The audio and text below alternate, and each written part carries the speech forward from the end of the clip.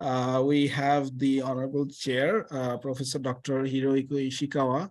I think Professor has retired from Kyoto University, Japan, but he was formerly a professor there. And in a few minutes, we will have Dr. Mohammad Abdul Mannan joining. I just had a contact with Mannan sir. He's joining in 1 or 2 minutes, and he's a very distinguished meteorologist from Bangladesh Meteorological Department. And this session, we will actually have more international participants than national participants. And I think all of us are eagerly waiting for this session to go on. So without further ado, I let Professor Ishikawa and also Dr. Mannan sir to conduct the session. Thank you from my side.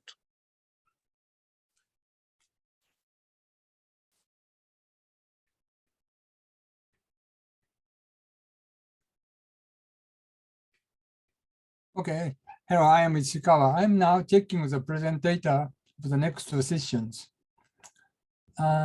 Professor Mawei-chan is now on, okay? And hey, Sensei, how are you? and Yushia Yuria-san, the next presenter has not yet. The third presenter, Panda-san from SK Panda-san from, I remember he was in this morning, but not now. And so the next one is Ariel-san from Nepal. Checking Deepak Ariel-san, not yet. And then the next guy is from Labani-san, Dr. Labani.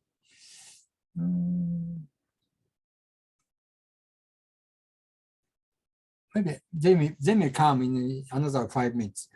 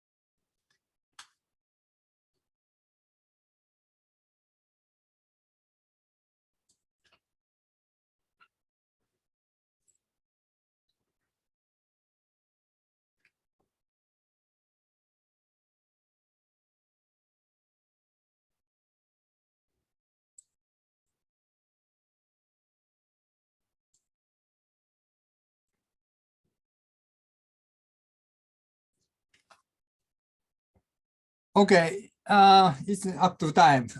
It comes to the time. May I start my the fifth session?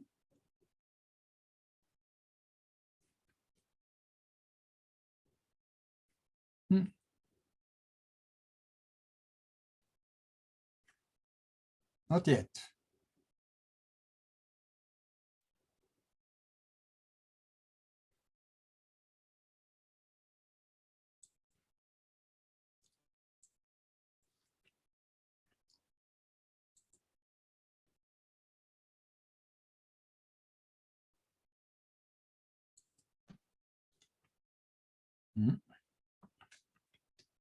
Hello.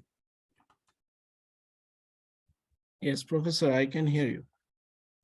What time should we start? Now or You can start now. Okay. Okay, so now we start the session 5. The title of session 5 is just wait. Mitigation and adaptation policies, programs, and services. The title has a rather wide scope. First of all, I must say the first presenter, Dr. Iqbal, has already presented in the previous sessions. And instead, the presentation by Ms. Taslim Sultana has been moved from the 4B session to this session.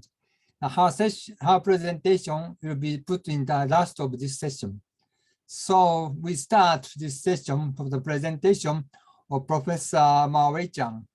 The paper code is ICCC 042, Introduction to the Observational System of Land-Air Interaction on the Tibetan Plateau and its related results. Please go ahead. Okay, thank you, Sensei. Before this meeting, Professor Sharad and Fatima-san, we introduce our system. So here, I mainly introduce our system and some result. So first, I think, yesterday for some, I first share my presentation. Yeah, so I record it. So first I play it. Then I some questions, I think it's better. So let's begin. I will introduce our observational system of land-air interaction on the Tibet Plateau. In the beginning, I will show some things. If you learn my presentation, and you will know why observe, and what do we team observe, and some achievement, and the next in our group. So I think you know all of my things. My presentation outline divide 4 parts. It means the first is the current state, and the second is why observation. Second is the result, and the first is the brief introduce our field work. The first is our current status. And you know, the major national strategy needs in Tibet Plateau, because the Tibet Plateau is very important in China. But the plateau observation stations are very spare. So the lack of observation data, but the change and the problem shows is the Tibet Plateau is so important in this area. For the national strategy need, I think the meteorological disaster reduction and prevention is need our in-situ observation, and then we need to know the mechanism, and also we need to do the forecast. From this map, you can see the Tibet Plateau is a key area of the weather and the climate in East Asia and even in the world. Because the contribution of the Tibet Plateau convective system to the precipitation in the middle and the upper stretch of the Yangtze River is about 30 to 70. For the field observation, we just see the poor environment and the spare observation station. From the full map, we can see even for the reference meteorological station or basic weather station or other stations, The national ground station account about 6% of the country. Also, the Tibet Plateau improves the downstream climate prediction level. From where we can see the plateau heating with the improved numerical model can improve the level of precipitation simulation in central and eastern China. For the Tibet Plateau, the change on the problem analysis, we can see more and more attention has been paid to the study of the Tibet Plateau. And also the comprehensive understanding of plateau land-air interaction, physical and its impact on weather and climate, and further improve the numerical model capacity of the Tibet Plateau. And it is necessary to conduct intentional observation and data application research in the Tibet Plateau. The second part is why do we do the observation? As you know, because in Tibet Plateau, it's shortcoming observation because the climate change, satellite remote sensing parameterization, and the model simulation, really need our observation. But for the boundary layer process, comprehensive observation on the research station is very, very important. So it can provide a true value and for the validation. This simple experiment can show some physical curves. It means in Tibet Plateau, the land surface heating. So we can see the land surface heating shows the convective, especially in Tibet Plateau. It's very similar to convective phenomena. But the role of the Tibet Plateau, what about this?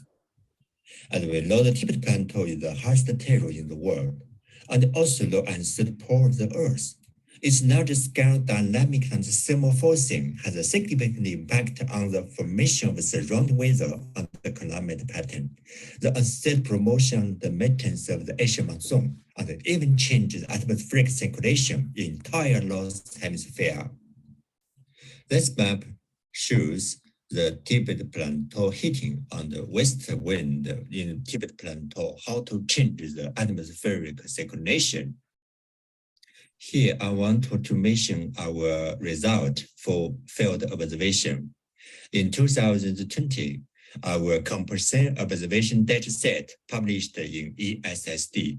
So if you're interested, you can download all of our data here.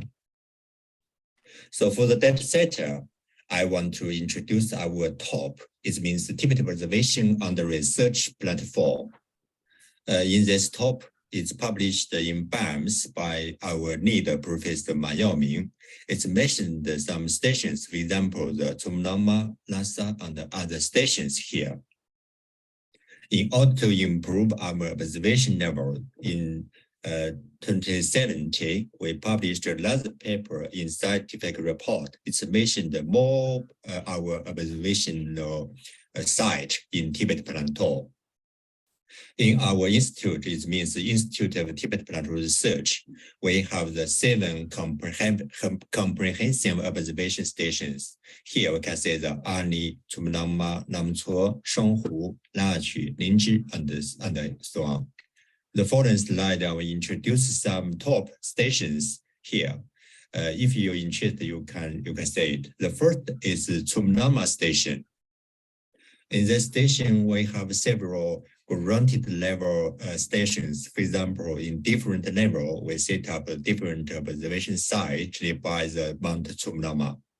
In this station, we have the air environment system, PBN, radiation, soil moisture and the soil temperature, radio zone and window profiler, and also GPS.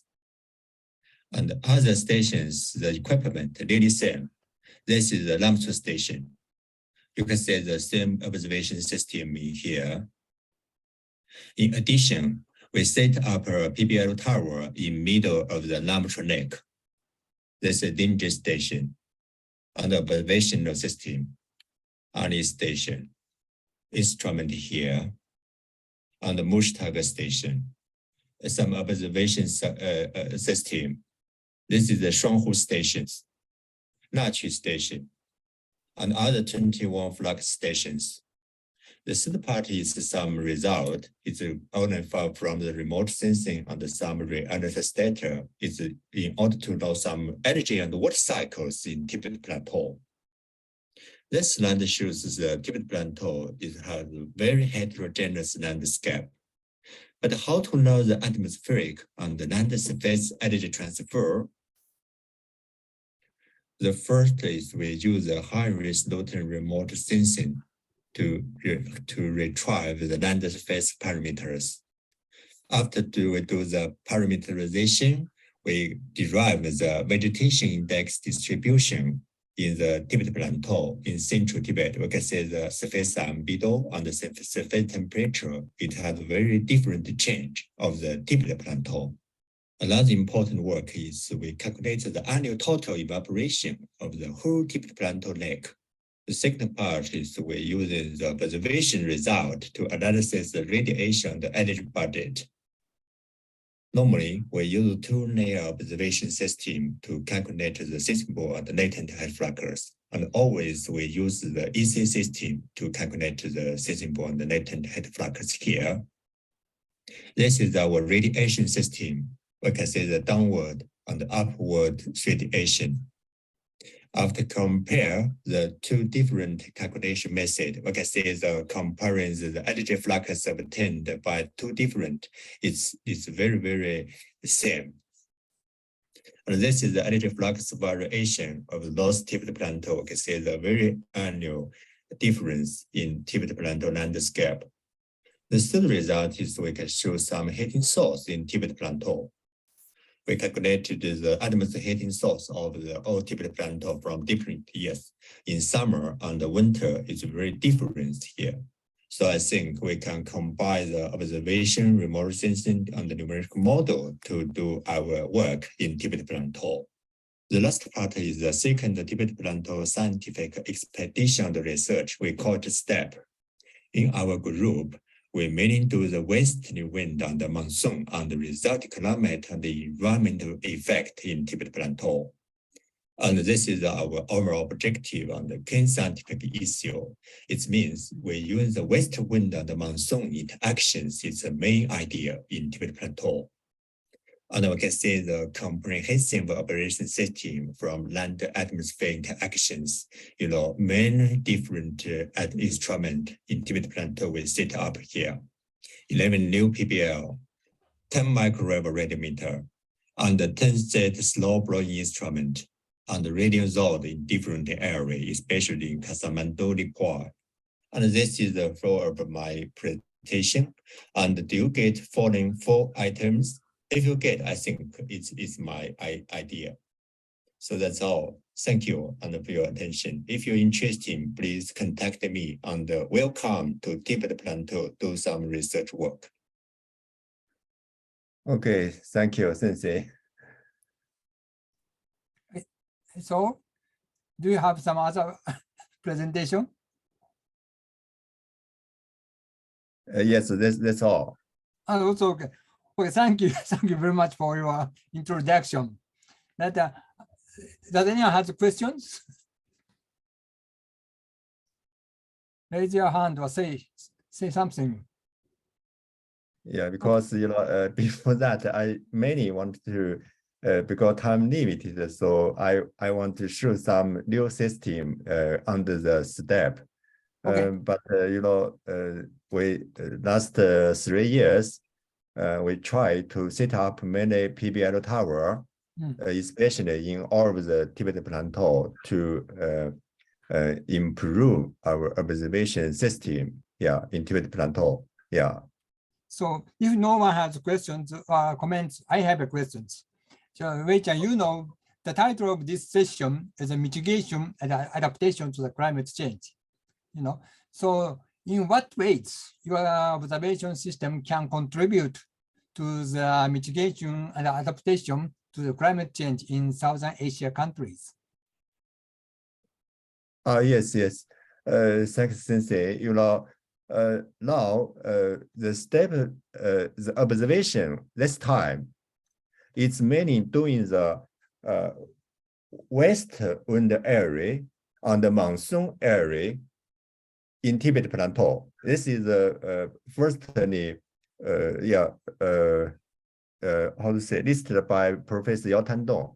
Yeah, we also set up the observation system under this theory. This means in west wind area and in monsoon area, we set up a different system to know the land surface heating field. It's different. As we try to know that and also influence the weather and the climate in east part, I think. Yeah. We try to get more data in this area now. Yeah. Okay. And so the data you get can be can the data you got is used in other countries? Are they open?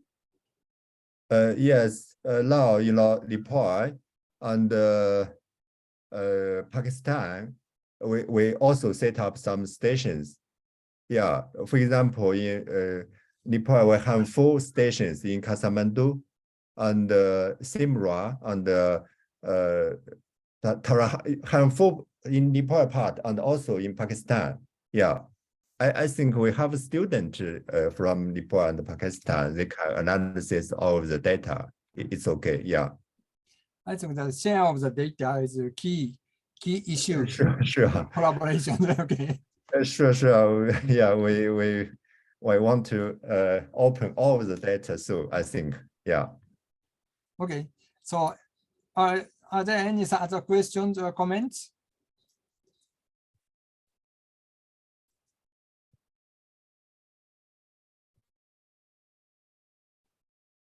Okay, thank you. And Okay, thank you very much, you. Professor Mark. So I'm sorry, I forget to introduce co-chair Dr. MD Abdul Mannan. Could you show up a little bit to say something? Yes, thank you, sir. Actually, I was not able to connect in time. I have been trying, but for this session, as I have been selected as the co-chair, so I must want to congratulate all of the participants in this session. What I found that there are several participants from foreign countries and 3 participants from Bangladesh. I hope, like the first presentation, other presentation will be an enjoyable one. I think the participant will get some sort of information from them also. So please continue, sir, as a chair of the session. Thank you. Thank you very much. And it's okay. I also forget to say the presentation time. My Wei-chan's presentation is just 15 minutes, including discussions. And I wish everyone to finish your presentation, maybe up to 13 minutes. And so let us have a time for discussion, at least 2 minutes. Okay. So let us move on to the next presentation. The next presentation is from Kazakhstan. Miss Yusia, Dr. I'm sorry, I don't. Yusia Yulia-san. Okay. Please.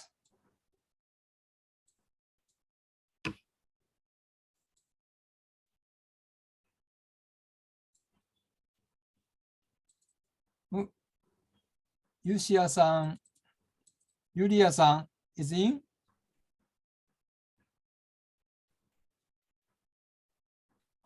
The title is Dependence of the Tourism Industry on the Climate Resources. The Yulia-san from Kazakhstan.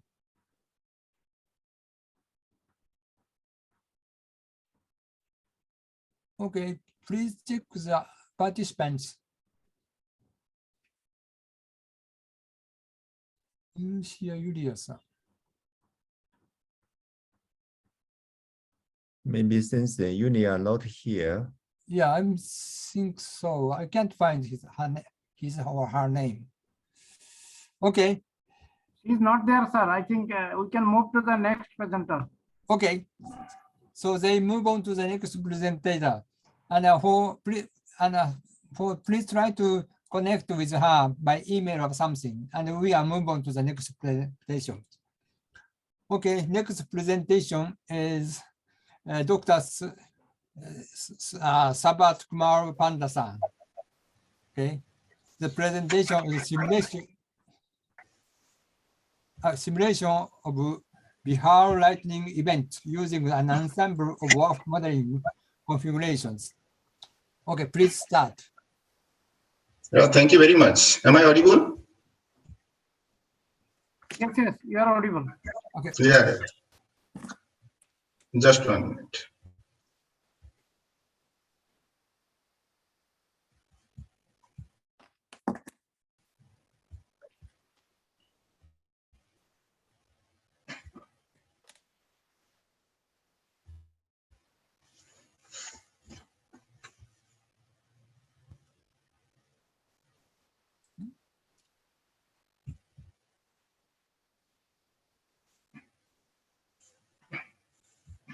My screen is visible? No, my photo is on the screen. Oh, wait.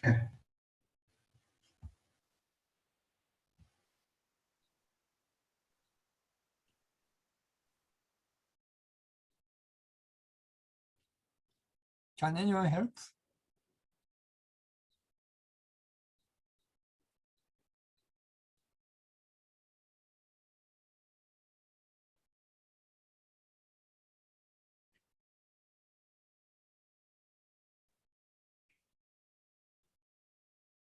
Hi, Panda-san.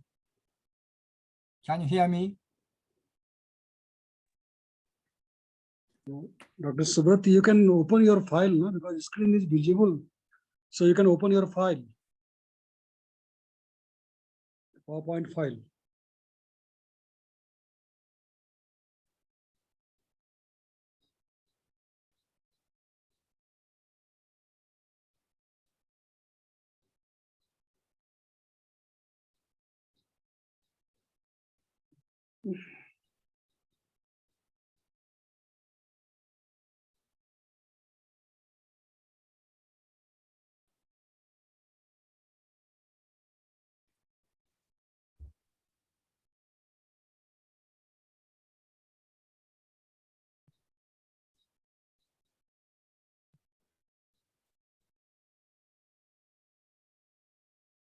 Dr. Subrata, you just unshare it and again share it.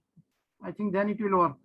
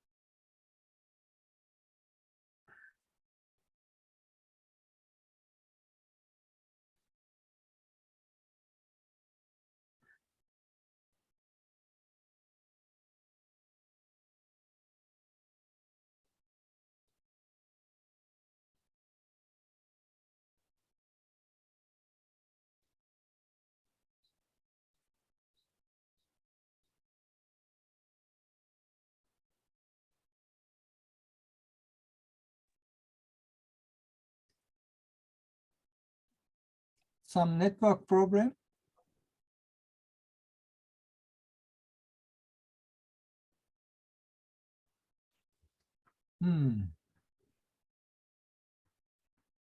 Dr. Subrata, you just please open the file and then share it.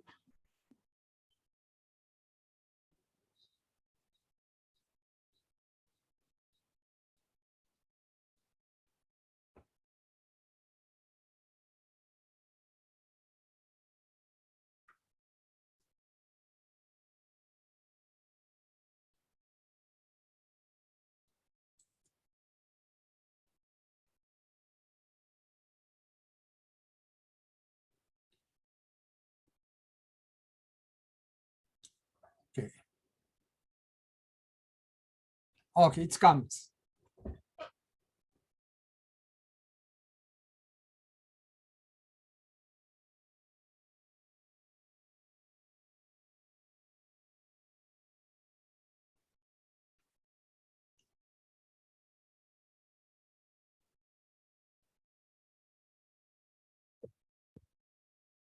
Here, I can't hear anything. Okay. Panda-san, Yes, it is please. now showing. Dr. Subrata, we are, your screen is visible. Now I think you can speak.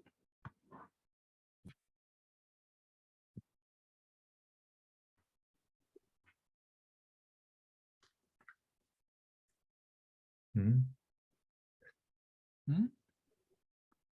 Doctor Subrata I think आपने PDF file खोल रखा है PowerPoint खोलिए ना open the PowerPoint file this is a PDF file I think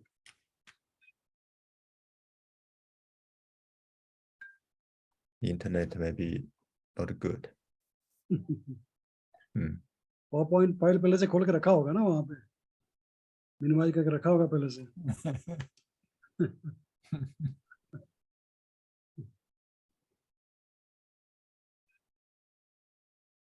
आपका screen दिख रहा है स्क्रीन दिख रहा है आप सिर्फ पावर पॉइंट को ओपन कर दीजिए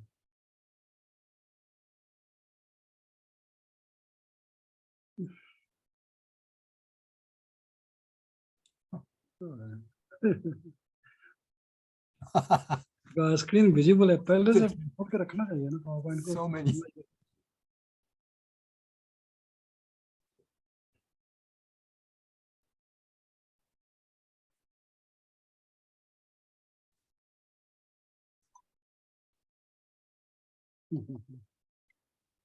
हेलो पावर पॉइंट फाइल पहले okay okay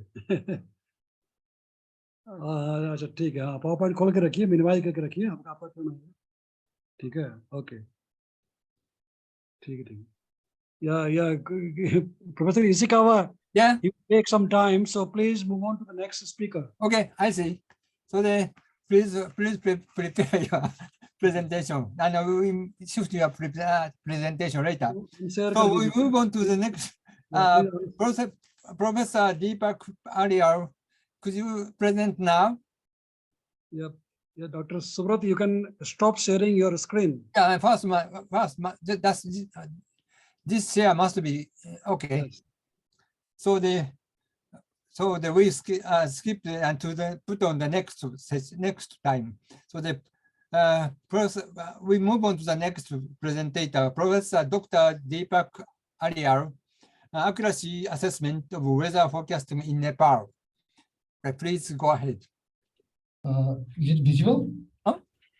yes it is visible Respected professor, I am Sankar Sharma and currently working as a research associate in Central Department of Hydrology.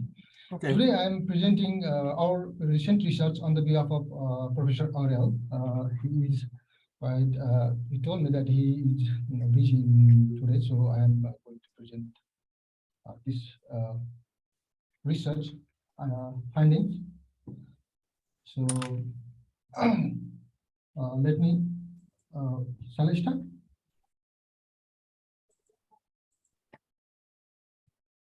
Am I audible? Yes, please. As frequency of the extreme precipitation are increasing in the recent years, especially in the Himalayan country, the importance of weather forecasting to minimize the losses and also to make a accurate forecast. So we need to check and quantify the performance of the currently using forecasting models. Thus, we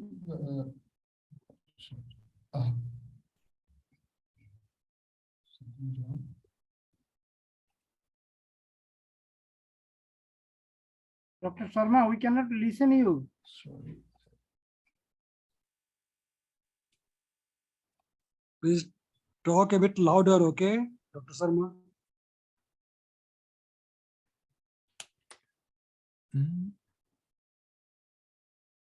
Oh.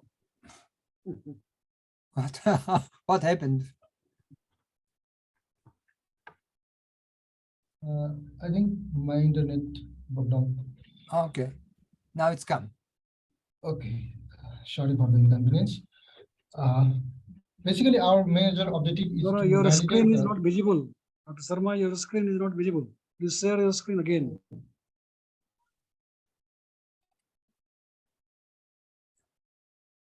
Is it visible now? Yeah, it is Not, coming up. not yet, not yet. Coming up. I think it's Yes. Yes, now it's come.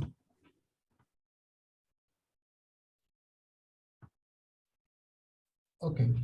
Basically, our objective is to validate the forecasting precipitation and temperature, which is currently using our national weather forecasting system, government of Nepal, to validate those forecasting precipitation and temperatures, and also the numerical weather prediction which generate those forecasts. We validate those forecasting precipitation and temperature using the observational dataset, in situ dataset.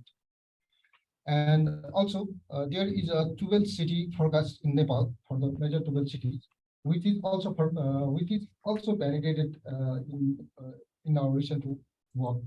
So, so here is the roadmap how we validate those works. Firstly, we computed observation. We acquired the observation dataset, especially having more. Having less missing dataset, and we found that 80 stations over Nepal, the locations are here. 80 stations are used to validate the weather forecasting model, and these stations also features both temperature and precipitation dataset. And we validate WRF model and also validate the DA dataset, WRF DA, which is corrected by daily dataset.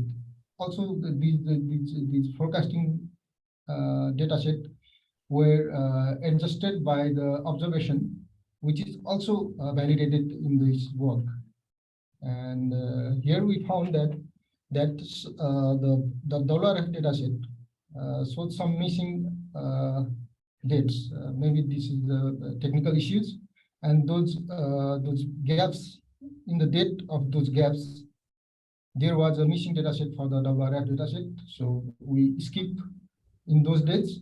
The validation is only for 1 year period from 2021 January to December 2021, and we found that the 20%, almost 20% missing values in the WRF, which is not calibrated one. And the calibrated one, we found that about 18% missing value. And we also discarded the observation dataset for those periods to make a consistent validation. Here we can see that the daily precipitation for 1 year period and the monthly precipitation for the 1 year period.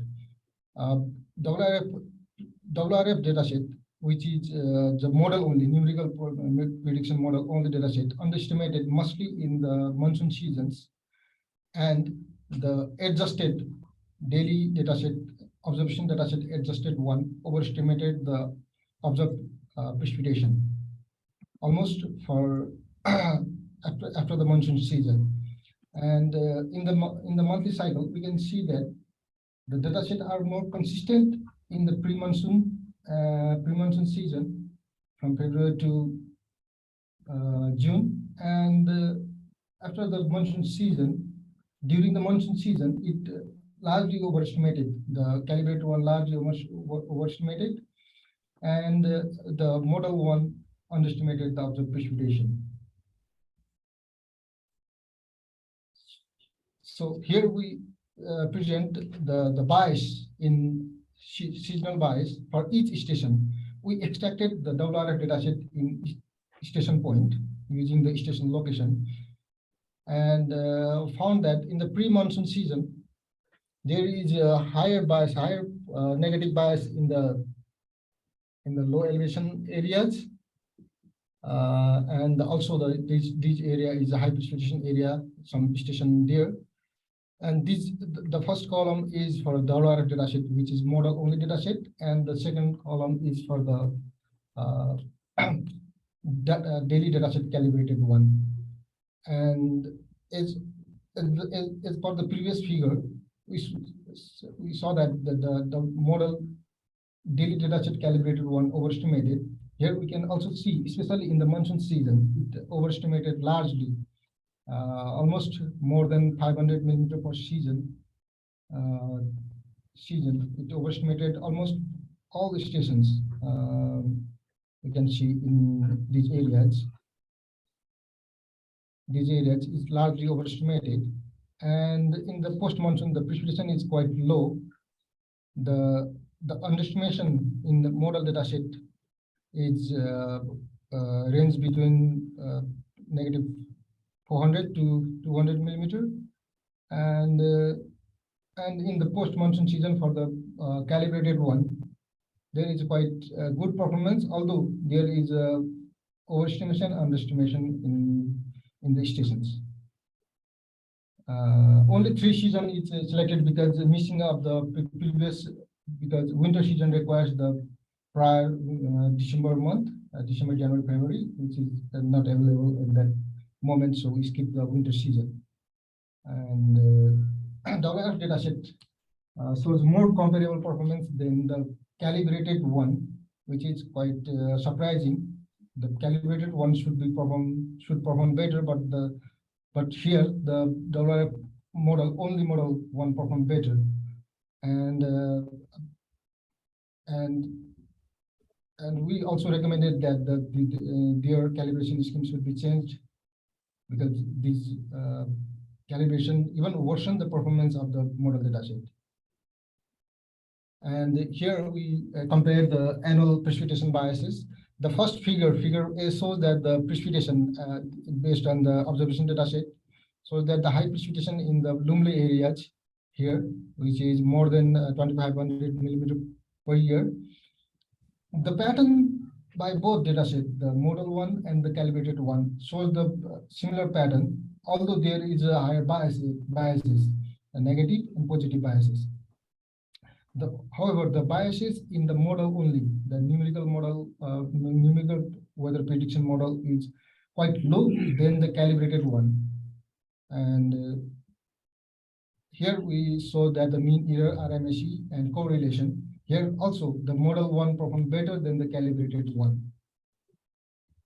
And for the statistics, we computed for the monthly and total precipitation for the 1 year, and found that the correlation, RMSE, and the mean error is also quite low in the model only dataset than that of the calibrated one.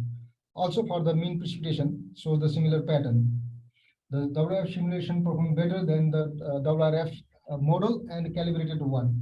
So here again, I say that their calibration scheme should be revised. And here we check the probability of detection. That means that when there is a precipitation in the observation, and there is and the model did not capture that precipitation, and false alarm ratio when there is no precipitation but the model shows that the precipitation, and the accuracy means that the ratio of these two. And we found that the calibrated one performs slightly better because it take advantage from the stations which we comparing, because they use most of these stations to calibrate those model. And although the other like the false alarm ratio and accuracy is higher in the model only than that of the model and calibrated one. So although both data set will capture the precipitation and no precipitation events over the country. And here is also the same score for bias score, and threat score. Also here also the model only data set performed better. And here we saw the skill for both data set, WRF and model only and the calibrated one. Here also the model only data set performed better than the calibrated one. And this is for the temperature distribution, forecasted temperature distribution used by DHM, our official forecasting division. and we compared with the observation and found that the biases in the precipitation are quite higher than temperature. But in the temperature, it seems very consistent to the observation. The forecasted one is quite consistent with the model one, and this is because the variation in temperature is quite low, like changing day by day, changing is quite low. So the model shows quite consistent performance. And this is the monthly distribution for the maximum, minimum, and mean temperature. Again, it shows quite good forecast as per the observation. And here is the spatial distribution in forecasted and observation dataset. Both dataset, WRF, both dataset means WRF and WRF DA, which is the calibrated one, shows quite good spatial representation of the observation dataset, and very comparable with the observation one.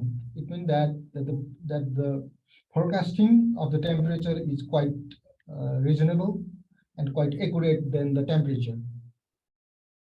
And the statistical for Tmax, mean temperature, maximum temperature, and mean temperature, the biases is quite low and correlation is quite high, indicating that the forecasting temperature is accurate, quite accurate, not high accurate, but it's reliable performance. We found that the both data sets shows reliable performance. And this is for the spatial distribution of Brier scores. For I already previously mentioned that the 12 cities of Nepal, the DHM currently using a city forecast for the 12 major cities over Nepal for the precipitation and temperature only.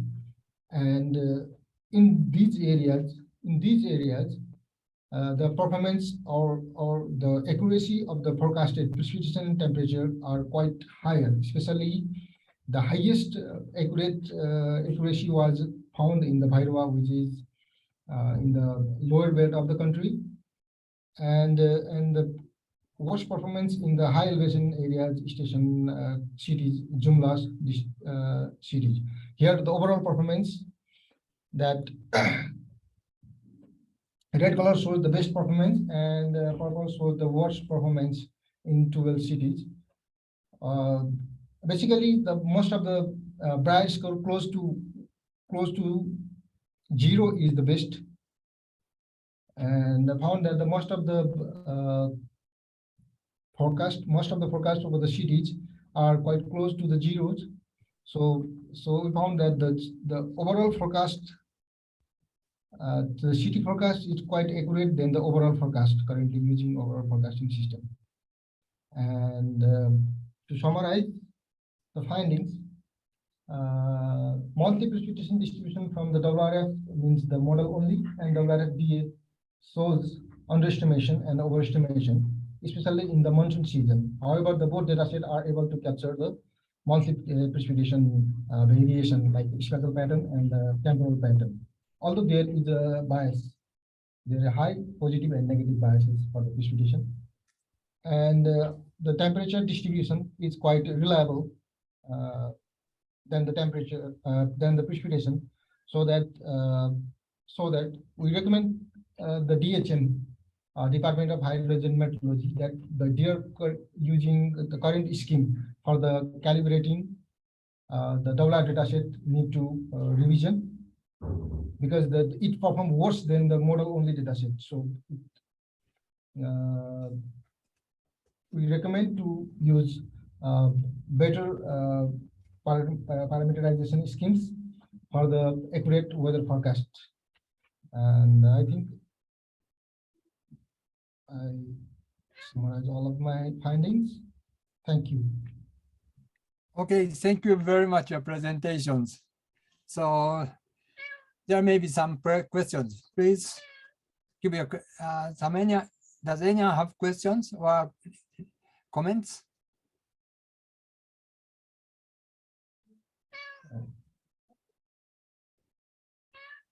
So I have one questions. Okay, Uh, sir. What data you assimilated into the model? Temperature, wind speed, or something? They currently using precipitation and temperature dataset from I think NCEP dataset they use to simulate for the forecast. But currently after these findings, we recommend that they should use the current ECMFW ARA5 dataset for the forecast for their WRF model. Maybe next year they will improve their forecasting. Another question is that, so what global data did you use as an input? Currently, they are using NCEP dataset, global dataset. It's a forecast data or reanalysis data? Yeah, to run the simulation, they are using NCEP dataset. This is Binod Pokhrel from your university. Can I correct one thing on that one? So it's a GFS data. It's a GFS, not the. So the global forecasting data or analysis data? Yeah, No, it's a global forecast data. Okay, I not see. the analysis. Yeah. Yep. So I think that the performance of forecasting depends on the forecast time, forecast hours. So yes. maybe Yes. so the 1 day, 2 day forecast will have degraded compared to the 1 day forecasting. That's correct. How long is the forecasting time in your case? This one is tested for 3 days forecast. Okay, use 1 GFS forecast from 0, 3, 6, F3. I think we use the 0G forecast. Okay, yeah. Yeah. Okay, does anyone have some questions? So for me, it is Professor, I think there is a please. question in the chat from Dr. Gitesh Wasan. Do you want me to read that for you? And Dr. Savasya Das also raised his hand. Okay, please. Okay.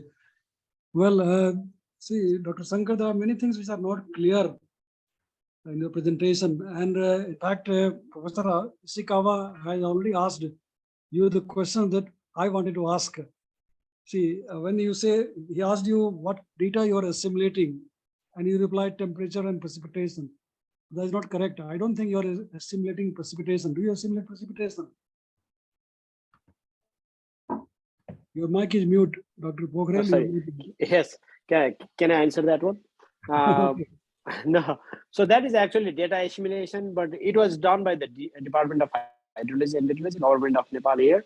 So we got the data from them, and this actually how the data assimilation was done was not clear actually, because we did not do the data assimilation. They did the data assimilation, but there was another project. It was done by somebody else outside from the DHM.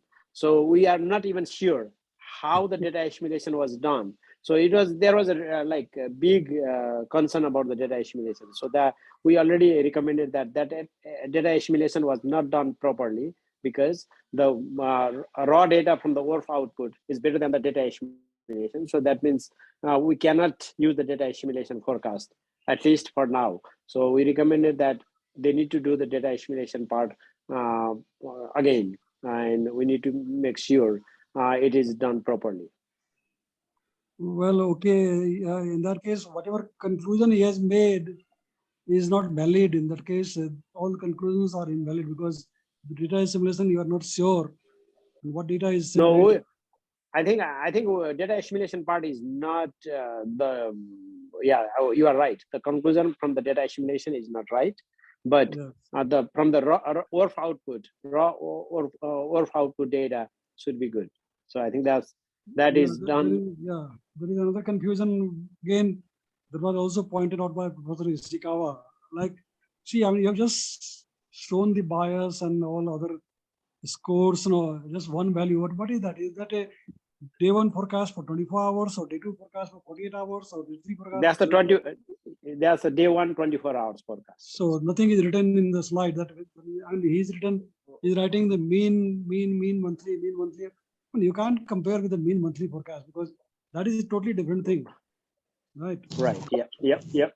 We agree. So anyway, we can discuss later. I am here only, Dr. Pogre. Yeah, sure. Thank you, Professor Das. Yeah. Okay. Yeah. We need to do much better than this one. And I think from the DHM side, they also noticed that because this is the first time we did like forecast verification or the assessment. So we are not even sure how the forecast was done and how the data assimilation was done. We try to get more as much as information, but still there are other things we need to be cleared on that one. Dr. Pokhrel, I have a comment on that as per you are talking about. I think Yes. Before having this sort of analysis and presentation, you must have to include somebody from DHM so that it will be very clear. Now, once you have been presenting the paper and you are telling that it's not clear to me, I think it's not wise. So I think I know. Yeah. Please somebody in your task from DHM. Yes, I understand that one, and I think we actually this research is the joint effort from the Tribhuvan University and DHM, but it is just initially stage, and that's a good point. And we for this conference at least, and there was some confusion because Dr. Ariel is traveling, so he could not make the presentation today. So I think we need to jump into the presentation today. So anyway, we'll consider your suggestion for sure. I think that's a good point. So thank you. Okay, thank you very much. There are enough discussions and comments. Okay. Thank you. Okay, thank you very much. There are fruitful discussions. And so we move to the next. Panda-san, can you present now? Panda-san, Dr. Subrata Kumar Pandey, are you ready for presentation? Yeah, if you are ready now, we put you now. Dr. Pandey, are you ready? Okay, so we move on to the next.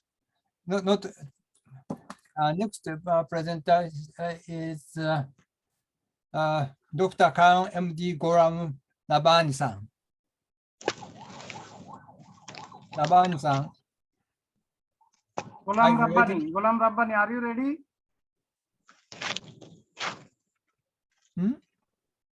Rabbani, are you ready? Labani-san, are you ready?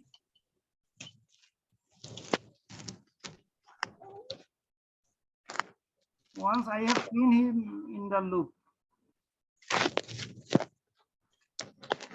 Labani-san. I think we can proceed for next presentation.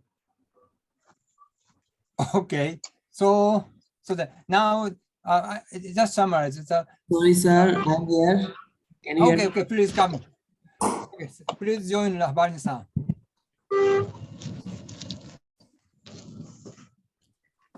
So give me a minute.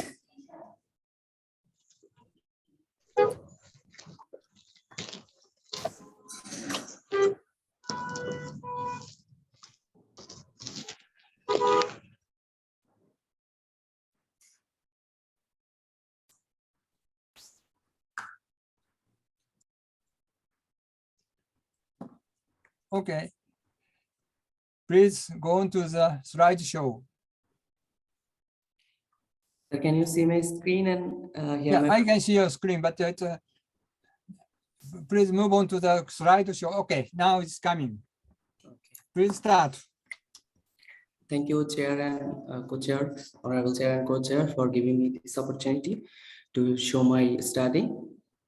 So my research and work is now on assessment of MPAS atmosphere model against WRF model results and observations in forecasting high impact weather events over Bangladesh.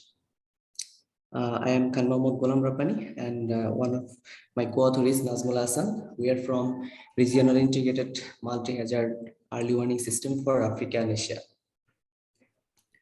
So this is the outline of this study. At first, I will show you the introduction to MPAS atmosphere model. Then we will discuss about our methodology, how we did our work. And I will show very few results because this is an ongoing work, and we are actually working for a research paper to publish very soon. And I will also show the verification methods we are going to use to verify our model. So as this model is, I think, has not used so much in Bangladesh and Indian subcontinent. So I want to let you know that this model is actually MPAS model for prediction across scales. It has some cores and pairs, and the main core of this model is MPAS atmosphere, which is actually developed by NCAR, National Center for Atmospheric Research, and it has some other cores, like MPAS ocean and land, sea ice, etc. That was also supported by Los Alamos National Laboratory, USA. So at the beginning, I want to show you why we are going to use this model, or what is the importance, and in which point actually this MPAS model comes in meteorology. If we start from 2005, on the time we just used global latitude longitude grid spacing in WRF model. Later on, we have tried to improve the grid spacings and horizontal meshes to solve some ongoing and coming problem. So some of the problem in sea grid staggering, you may know, or you may face in your research, that there is some distortion and some assumptions, there is some jump in grid resolutions, which was actually solved by a new Voronoi mesh systems in grid spacing. And in 2013, the first version of MPAS has come into light, and now day by day it is developing. So the question is, why model for prediction across scales? Why we are going to use it as an alternative or a substitute for WRF model? So in the left side, you can see that the domain resolution, domain spacing over the globe is a anisotropic grid cells, which is actually change its grid resolution with direction. And the main problem of these lat-long global grid resolutions in WRF model is the problem that comes in the two poles, one in northern hemisphere and second in southern hemisphere. So for solving these problems of grid spacing in two poles, usually we filter the outputs after getting the simulation. And it has another problem, it has some poor scaling problem while we run high resolution model using high computational power. So then we have come to MPAS, which is actually constructed by unstructured Voronoi hexagonal grid spacing, and it solves the previous problem of WRF model on pole. At the same time, it has some good scaling of grid resolution to solve the existing problem in WRF model. We know that when we use WRF model, we distribute our grids, our resolutions of the inside the model like this one. You can see the left picture of WRF. And if you, okay, so if you nest your domain over WRF model, you may know that we have to jump from a low resolution to high resolution. This is one of the key points we have to solve in WRF model. Then scientists and researchers trying to solve that. Suppose if you take a domain resolution 60 kilometer here, and if you nest your domain here with 15 kilometer, then you have to jump in the border or the horizontal grid spacing with the parent and nested domain. But in MPAS model, we don't need to do that. We can smoothly use the grid spacing from a low resolution to high resolution.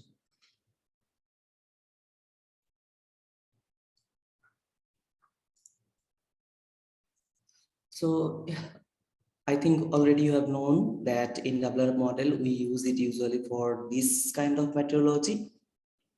And we have some good options in MPAS. For regional weather prediction, we usually use WRF model, but we do not run it for global simulation. But using MPAS at the same time, you can run it for global simulation, also for your regional simulations. And there are some common factors and works you can also do both of these using both of these models.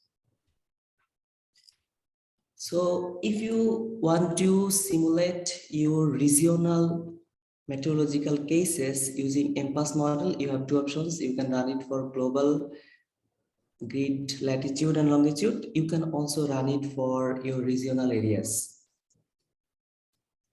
So what is the difference between these two regional cases? If you use it using WRF model, WRF model has a lot of physics options. MPAS also use the same physics options. Both of the models have data simulation processes.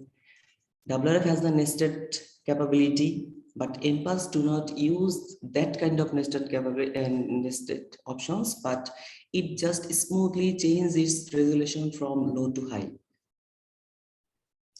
Then what is the main importance?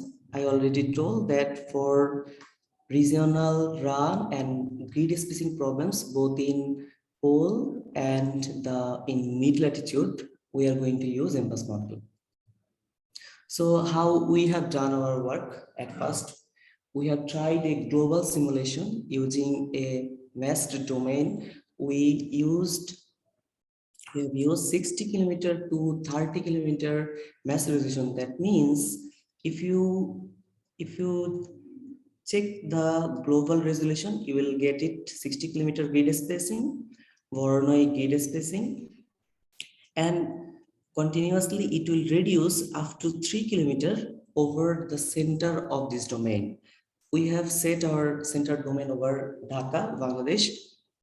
Then it increases up to 60 kilometer and it covers the globe. We have also checked this simulation just to check how our initial data sets works as GFS datasets. Then for some case study, we have used two regional or limited area simulations. For example, for Bangladesh and the Indian subcontinent, we have used this regional domain, which has 10 kilometer grid spacing. And in WRF model, we also tried to keep the same region to simulate using a 10 kilometer domain. So using this area, we have studied several cases, most importantly thunderstorm cases that includes lightning. Also sometimes some cases includes mesoscale convective system. And for this study, we have used the focus data sets, which is actually GFS 0.25 by 0.25 GP dataset. And we are working on these cases, and we have also some plan to simulate more cases to conclude the models.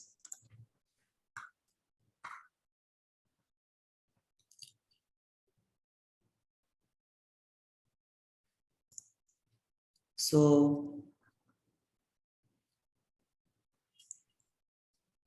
these are the parameterizations we have used. There are two options in MPAS model. One is mesoscale reference and another is convection permitting scales. So as our resolution is more than 6 kilometer or 4 kilometer, that's why we have used this mesoscale, where microphysics is WSN6 and convection scheme is Newton schemes. We have also tried to give same kind of physics interpretation for WRF model.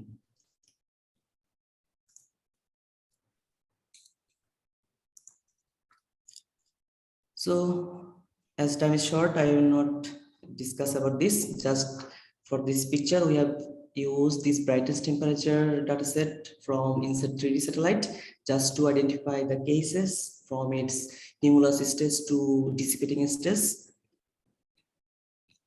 And this is one of the results from all of my cases. These thunderstorm cases actually occurred on 31st March 2019.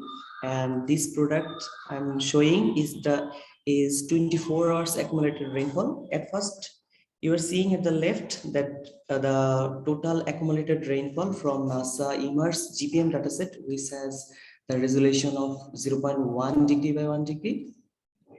And the left picture is plotted from DMT datasets. And third picture is plotted from model output of 10 kilometer, which has come from MPAS model. And the last picture is from WRF model using the same resolutions. So here you can see, based on both the aerial coverage and the amount of precipitation, we can conclude, or we can see that MPAS model performs better for this case. So if you check it specifically, the precipitation occurred over the northeastern region of Bangladesh. The MPAS model could cover it in some extent, but WRF misses this region.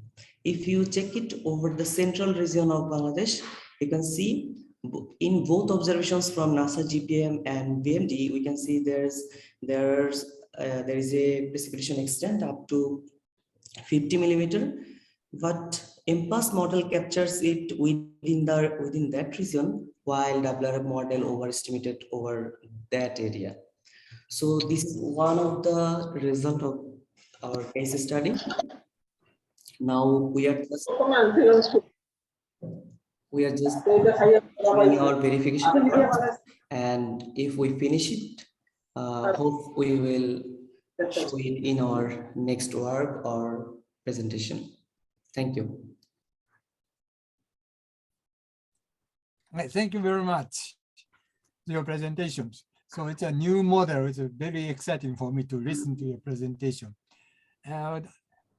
Some questions or comments? I check the list of some questions or comments in the presentation. If no, I have one question. So what is the comparison of the computer time? Is it much different or about the same? Please give me information. So can you please repeat the question? Consumption of the computer time. Computation time. Okay, so for computational time, MPAS actually requires lesser time than WRF because you have options to run it for your limited area. For my case, I have used 128 physical core for these simulations, or for one simulations. It takes around only 30 minutes in MPAS model for 3 day simulations with 10 kilometer resolution. And for WRF model, it takes around 40 minutes. It is actually closer, or you can tell identical, but MPAS takes lower time for computing. Okay, thank you. And how about the storage? RAM size, memory size? Okay, sir. Actually, MPAS creates more variable than WRF model. Sometimes in WRF model, we calculate some diagnostic fields from the basic or fundamental output from WRF model. But in MPAS model, you can get so many diagnostic variables directly from the model output. That's why the size sometimes is greater than WRF model. Okay, thank you.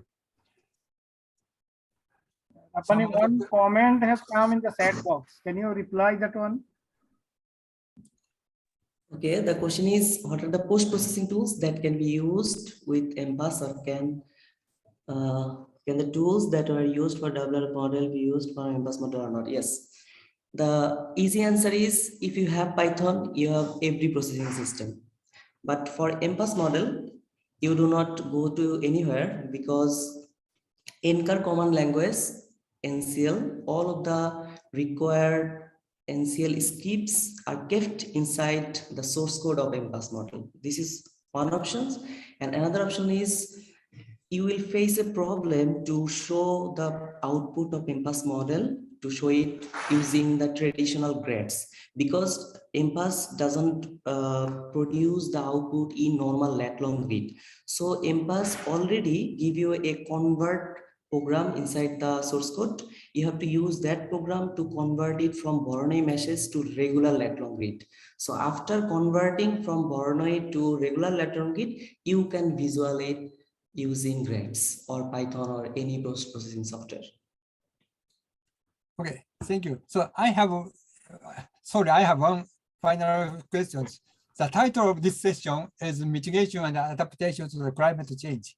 So in this scope, do you recommend MPAS over the WRF model? Actually, it will, we will conclude it after getting all of the results from all of these cases. You can see there are so many cases.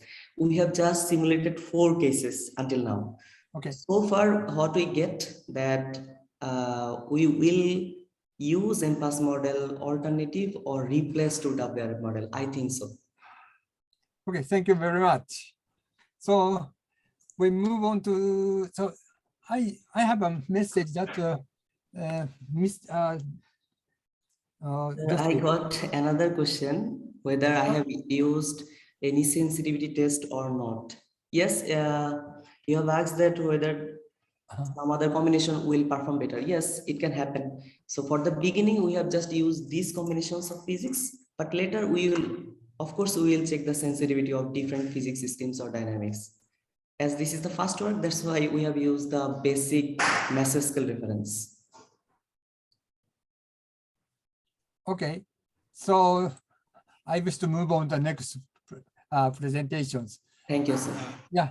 So Professor, just to interrupt, I think the previous presenter, Dr. Shankar Sharma, he had one question that was unfortunately missed by us. And Dr. Gitesh Vasan was asking Dr. Sharma, why isn't winter season calculated if results for all other seasons are shown? So if Dr. Sharma is there, he can answer. Okay, can you answer, Doctor?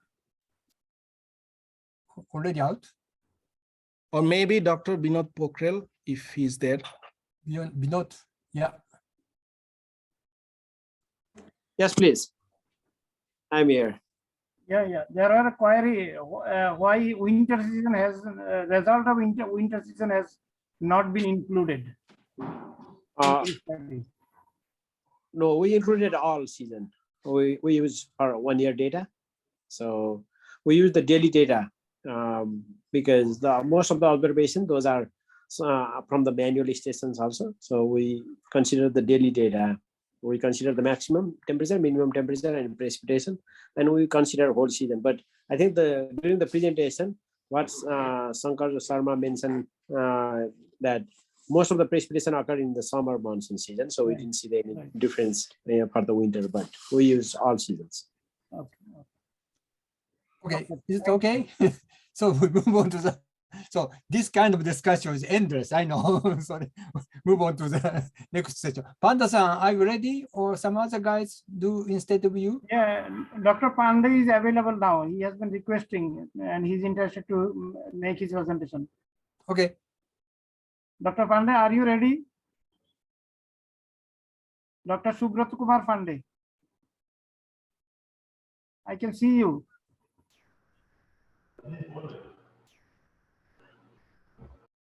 His mic is mute. Unmute your mic, Dr. Panda.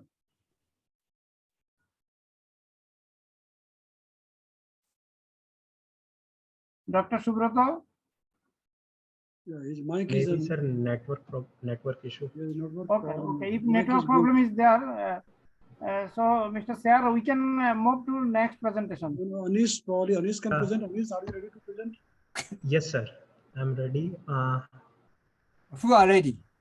Yeah. On behalf of Dr. Okay, Subrat okay, Panda, please. Anish Kumar will present. That's what Dr. Panda wanted. Yeah, there is. May I audible? Yeah, you are audible. Yes, sir. You are audible. Just I'm sharing. Otherwise, the Anish Kumar will present because there are. Otherwise, the Anish Kumar will present because there are.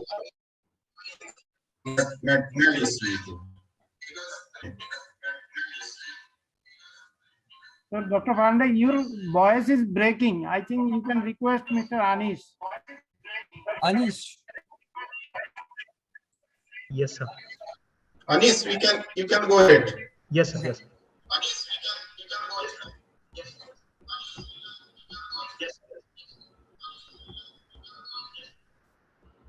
Hello. Am I audible? Yes, Yes. I can see you. Yeah. So the Dr. Anish do on behalf of Kumar Panda, right? Yes, Yes. sir. Okay. Thank you for giving this platform to present my research on front of you, sir. Actually, this simulation of Bihar lightning event using an ensemble of WRF modeling configuration, performance of lightning potential index and lightning flash count has already been published in recently published in Journal of Atmospheric and Solar Terrestrial Physics.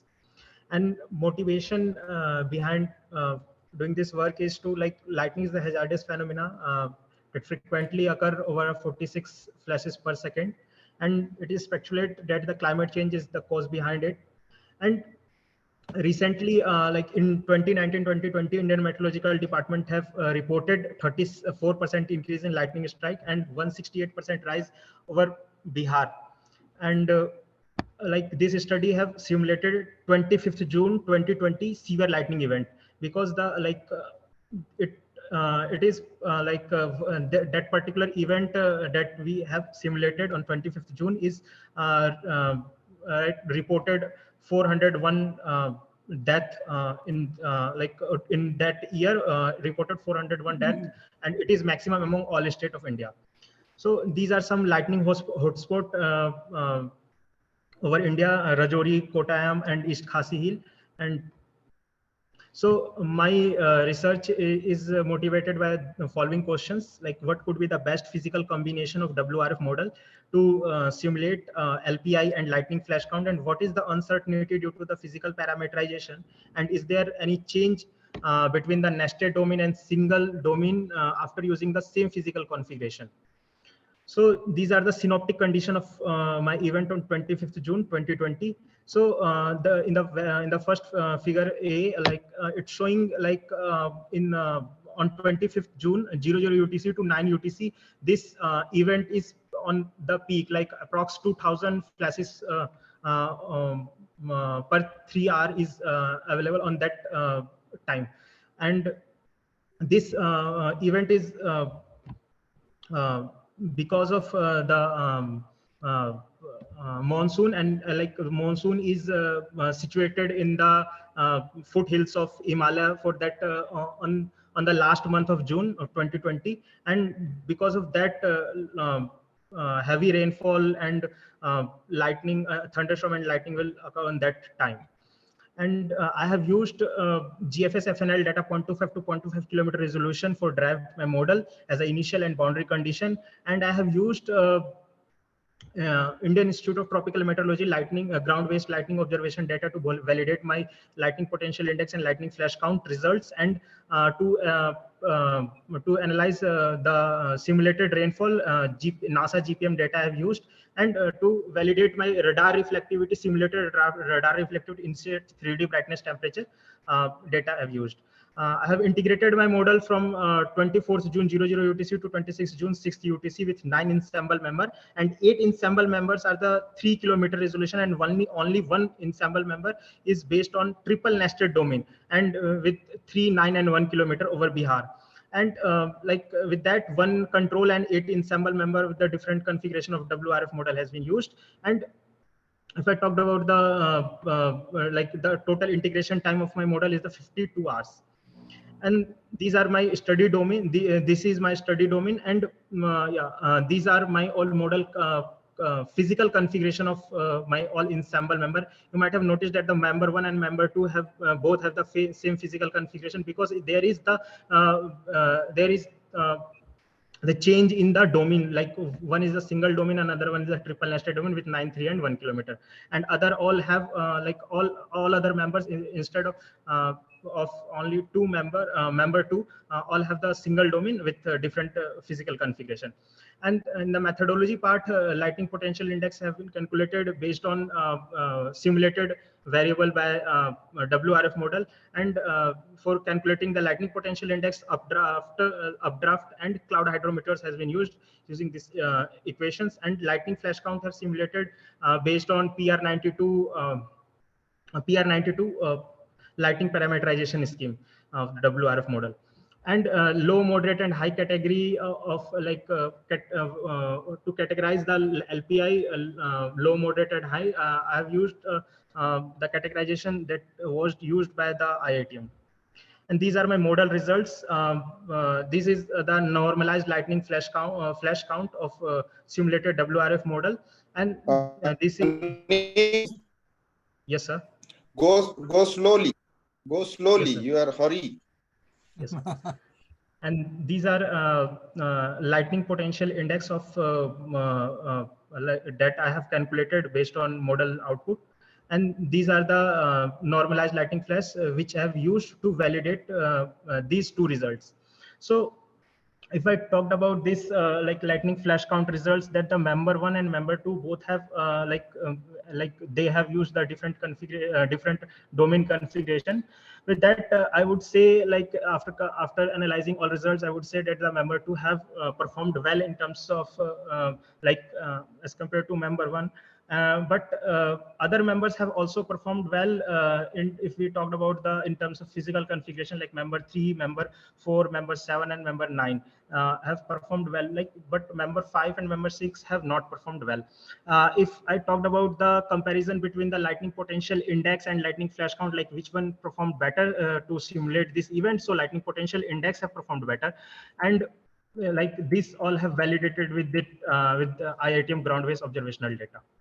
And about the radar reflectivity, radar reflectivity have been validated using inset 3D data, brightness temperature data. And in that, these results the member 4, 7, 8, 9 have again have shown this better result. The consistency of the result are there. And accumulated rainfall, my accumulation simulated rainfall have that is overestimated based on the NASA GPM observational data. But member 2 have shown the same spatial pattern as the observation have shown, but other members have not shown that spatial pattern, and it also the overestimated. Although member 2 have also overestimated, but somehow it shows the same pattern, like over that Gopalganj region where that lightning and death more that on that in this simulation. In the same way, the member 2 have also indicated the rainfall approximately 300 mm on that day. And these are the probability of low, moderate, and high threat that is based on the LPI results. And what it shows, like if that particular location, if the member, if the like in that like if I talked about this A figure, so in that particular location, if the member, if this 20 to 30% have low threat probabilities there, it means that 3 members have shown low threat on that particular grade point. In the same way, that if the particular location, like in that Gopalganj region, 9 members or 10 members have shown the high threat, it means there is the 100 or 90 to 100% probability of high threat. This is the this is for the validation of the ensemble results. And this is all, like the model skill scores have always also has been calculated to validate our model results based on the different variable, like the rainfall, CAPE, and lightning flash count. And rainfall validated based on the NASA GPM data and CAPE for by the ERA 5 data, and lightning flash count again validated based on IITM ground-based observational data. And in that model skill score have also again shows the same consistency of result, like the member 2 have shown a member, if member 1 and member 2, if the comparison of member 1 and member 2 is there, then the member 2 have shown a better result, and 3, 4, 7, 8 members have shown comparatively good results than other. So these are my findings, and with that, I would say that the member 2 shows the role of outer domain, although the member 8 and 9 gives the insight of better physical configuration in terms of radiation and land surface to represent the lightning event. Thank you. Thank you very much. I can't catch up with everything because you talk very fast. But anyway, does anyone have questions or comments? Questions, comments? Raise your hand or just start to speak. Yes, sir. Okay, please. Anish-san. Anish. Okay. Yes. Who is to say? Sorry, sir. Yeah. Does anyone have questions, comments? If no, I have questions. May I say? Okay. Yes, sir. So yes. For me, you for the ensemble simulation, you change the radiation modules, right? Yes, sir. Yes, sir. For me, it seems that the selection of microphysics schemes may have some effect on the electric charge yields. Yes, sir. Definitely microphysical combination. If I've used that microphysical combination, that have more impact on my model results, or I would say that better conclusion I can conclude with that study. But like we have a plan to run our model in terms of after checking the different microphysical combination. But for this study, we have used land surface. Okay. Yes. So this simulation can only simulate product indices. Do you think is it possible if you use more fine mesh, fine grid? Do you think it's possible to add some module to compute the discharge separation and to compute the lightning occurrence itself? What do you think? Yes, sir. We can also use the different modules. Like there is the WRF ELEC, like with the box MG module is there for calculating the charge separation and lightning potential. That can be used in further studies or in future. Okay. Yeah. So if no one has other questions, I may move on to the next presentations. Okay. So everything is confused. So but maybe next presentation, is Dr. M.D.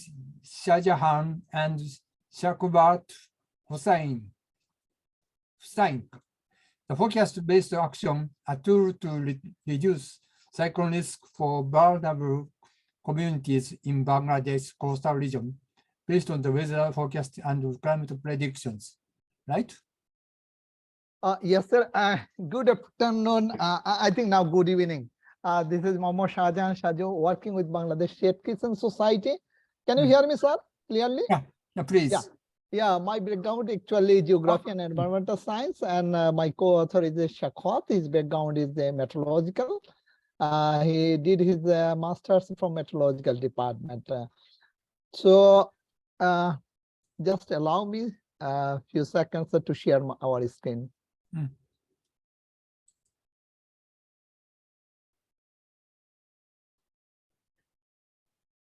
Okay. Can you see our screen, sir? Yes. Please run the slideshow. Okay. Okay. It's coming. Okay.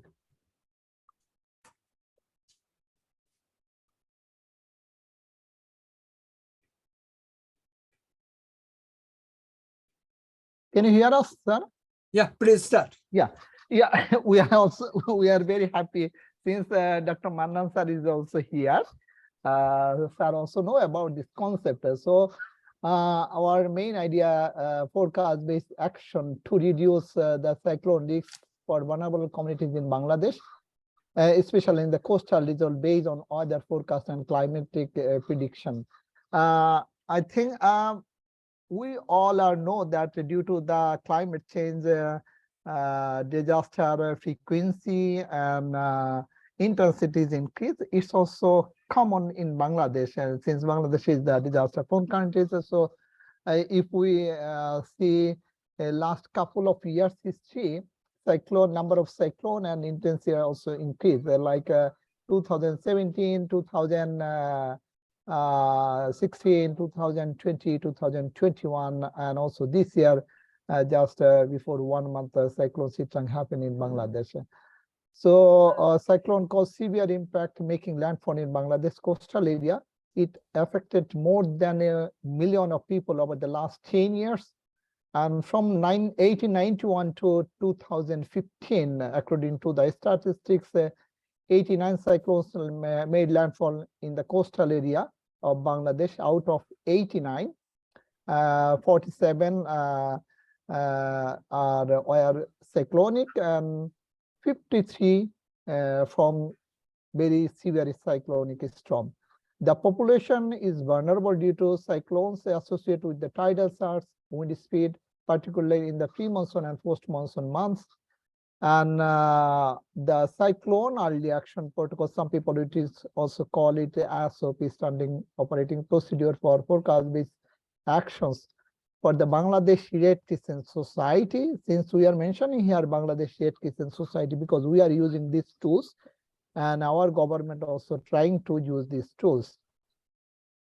And then these tools enables Bangladesh Red Crescent Society to support around 40,000 vulnerable people in the 14 coastal districts in 2020 before landfall of Cyclone Amphan. So why this forecast-based action is very important in the vulnerable areas? Because we know that it helps to reduce loss of lives, injuries, livestock, movable assets, reduce response operational cost. So from the right side figure, you can see that how it's very important for the vulnerable communities. Most of all, we know that when any disaster happened, then response cost is huge and also suffering is very huge. But if we respond before the landfall of disaster, in that case, the suffering is very low. Preparedness cost also is very low. Response cost also will be very low, and suffering also will be very less. So how it's work? So we have some readiness or preparedness activities through this process. And then we have some trigger or thresholds. I will talk later on about this trigger and thresholds. Then we have also early actions, pre-agreed early actions. Then this pre-agreed early action will be implemented before the disaster. So now we need to talk about trigger. So how we set up when we will activate our early actions. We are working very closely with Bangladesh Meteorological Department, Bangladesh Flood Forecasting and Warning Center, and also different global expert organization like Red Cross, Red Crescent Climate Center. And also we are work very closely with the community. So from the community people, we did a lot of consultation when impact will be higher for them. And then we also talked with the scientific community. So scientific community and communities consultation result, then we come up with a common danger level when we will activate. Then we have early action. This early action also we decided discussion with the community people, which early actions can be implemented before the landfall of disaster, after triggering of the disaster. Then we need approved finance mechanism. So we have pre-approved finance mechanism for implementing this early action. So all this procedure is clearly mentioned in this early action protocol. So in the cyclone phone area, I already mentioned that we are focusing 14 coastal districts. So for this 14 coastal districts, we have trigger for cyclone 30 hours before of the landfall of the cyclone, and 125 kilometers per hour.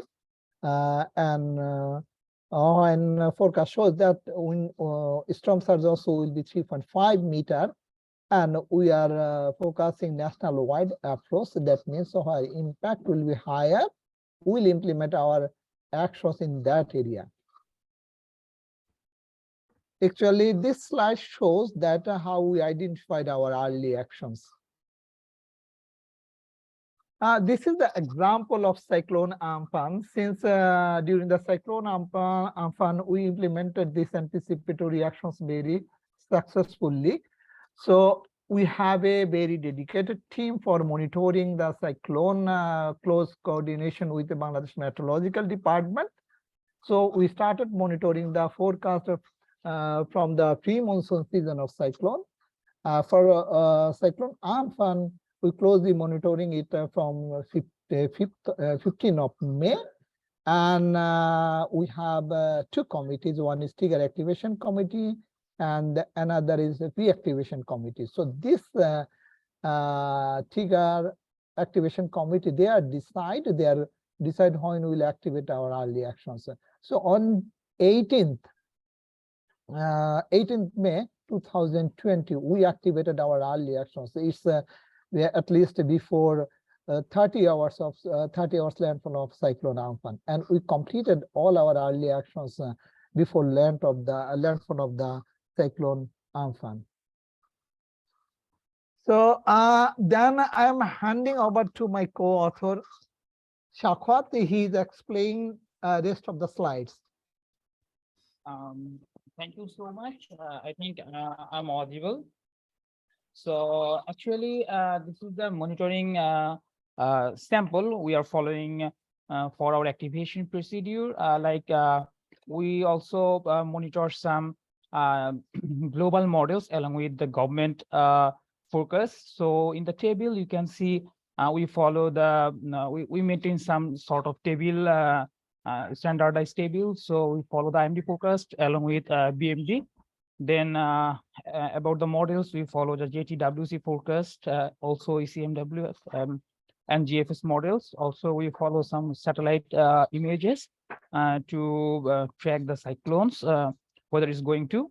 And then in the right below side, you can see there is a tidal monitoring chart. So we also focus the tides so that we can identify the places where the impact will be higher.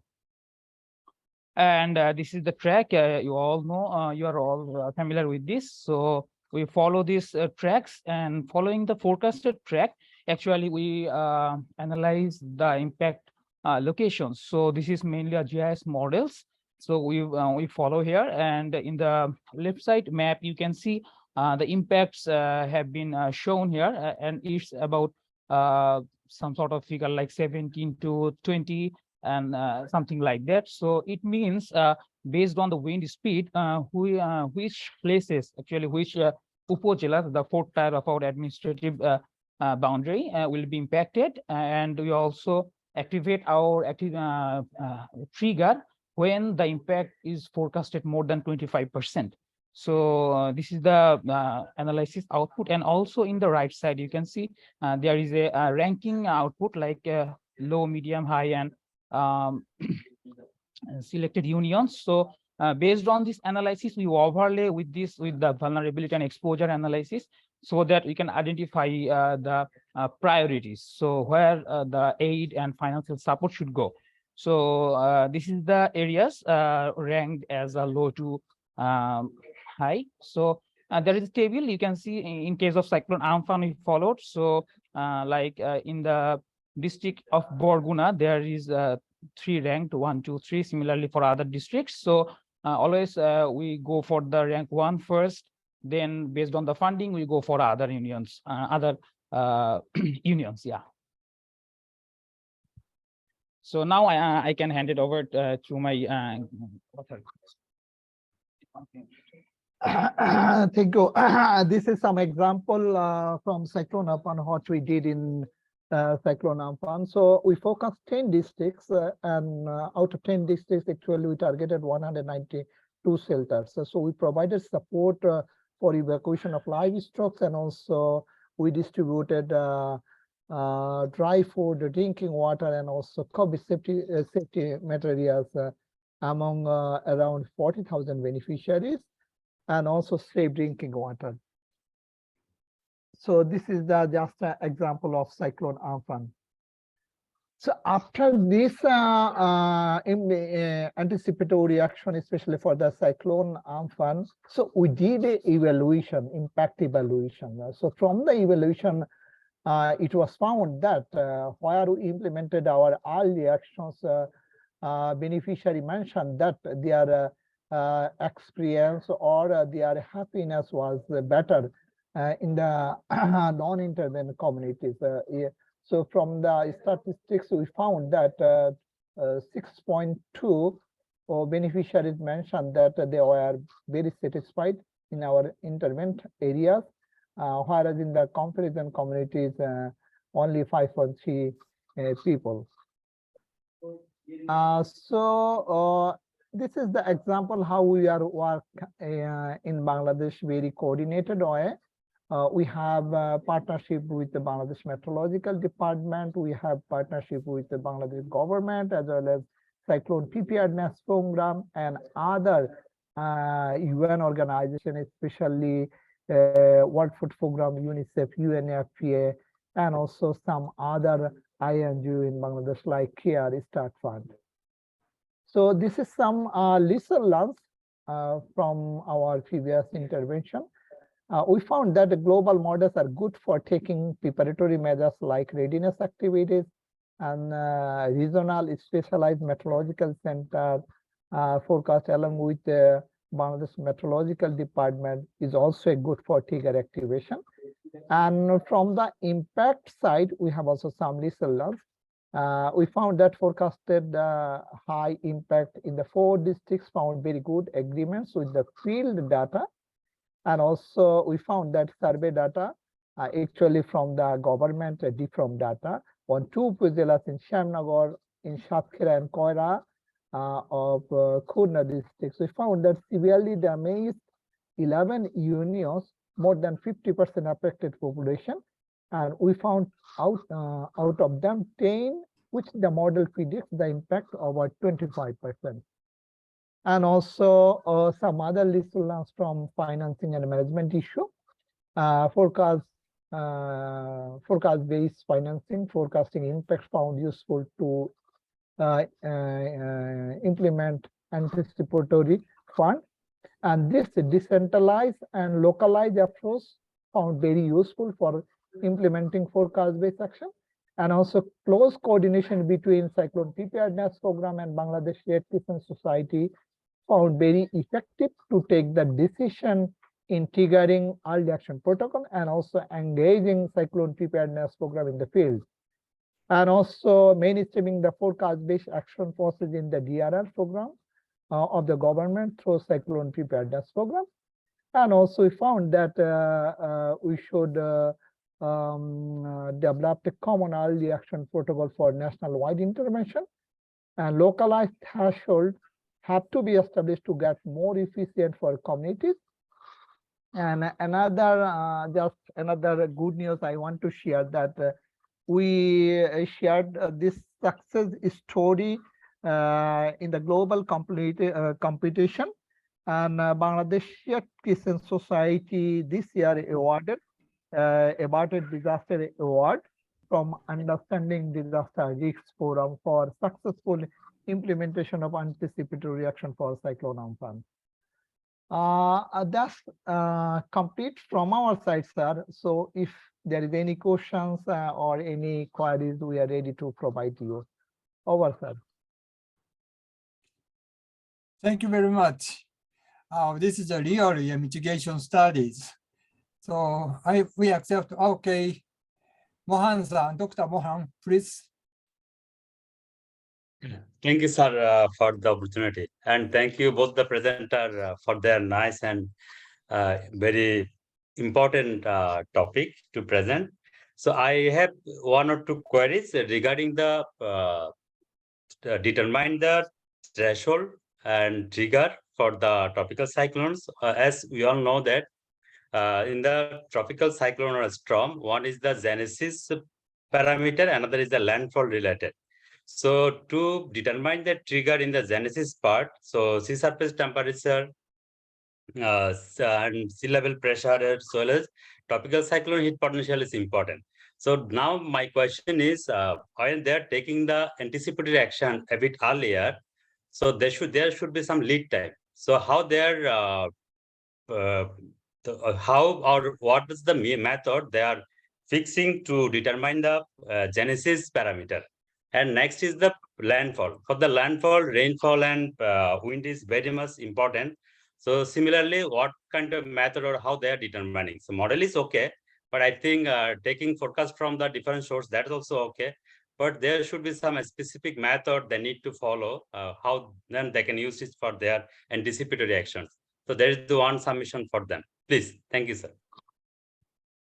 Thank you, sir. Thank you, sir, for your nice questions.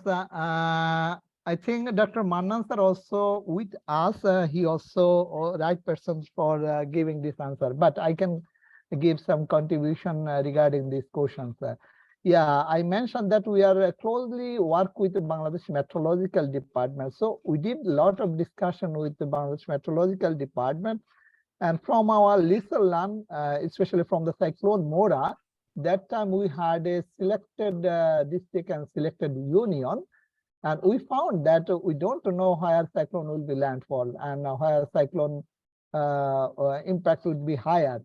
That's why now we are following national-wide. And we discuss with the scientific community and also meteorological department actually before how many hours they can provide us at least a good forecast, at least accuracy will be more than 50%. So based on that analysis, they also give us at least within 30 hours or before 30 hours, they can say that this cyclone will be landfall in Bangladesh. And for find out the more impacted area, we also mentioned that we are following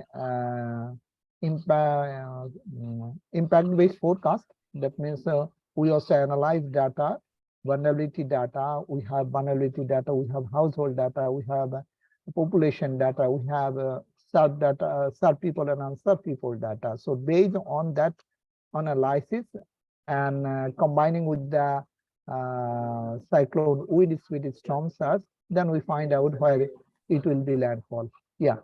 Manan sir, sir, you can also contribute since you belongs with us. Yeah. Thank you, Mr. Sir. Are you allowing? Thank you very much. So we almost run out of the time. So we move to the last presenter, right? Okay. So the last presenter is Tansin Sultana-san from the, okay, the title is Assessment of Future Change. Oh. Yes, please. Go.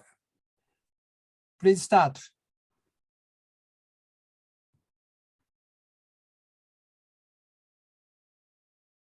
Tansin Sultana-san. Okay. Hello, am I audible? Yeah, now it's your turn. Please share your slide. Okay.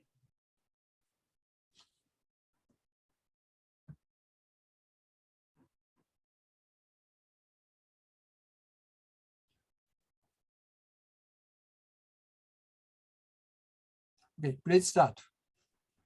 Thank you, everyone. Thank you, Chair, for giving me the floor.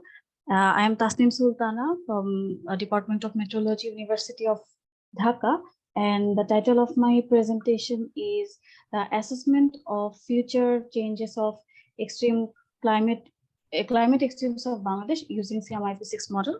And my supervisor of this study is Dr. Dewan Abdul Qadir and Kamruzzaman Milan sir. So according to World Climate Risk Index 2021, Bangladesh witnessed 185 major extreme climate events, suffered economic losses worth $3.72 billion and lost more than 11,000 people. Hence, Bangladesh ranked the 7th most climate change vulnerable countries in the world. So the motivation of my research stems from the importance of the study of the extreme climate events, which lie at the very end of the distribution curve of any climatic variable, described in this diagram. And these extreme events are more likely to cause societal and environmental damages than any other regular event. Therefore, just studying the maximum, minimum, and mean temperature or the total precipitation do not provide an accurate picture of the extreme climate picture of any climatic event. Thus, studying extreme indices are more contextual, beneficial, and informative for the society than any other measures. So the objective of my study is to the future projection of the climate extremes of Bangladesh using a subset of extreme climate indices and the global climate model datasets derived from the 6th phase of coupled model intercomparison project that is called CMIP6, and to assess their spatiotemporal changes in 21st century. So these are the 15 GCMs that have been used in my study, and the 2 types of data are used. The CMIP6 data includes the historical and future scenario data, and to validate the historical data, the observed data set from 30 stations of Bangladesh Meteorological Department were used for the same period of the historical data set. Now, the scenarios of CMIP6 models. Scenarios are known as shared socio-economic pathways in the CMIP6, which are called the new scenario, which combine the global economic and demographic shifts along with the target radiating forcing levels at the far end of the 21st century. This study uses 4 probable scenarios where in SSP1, it is described that the world will be sustainable with a very low amount of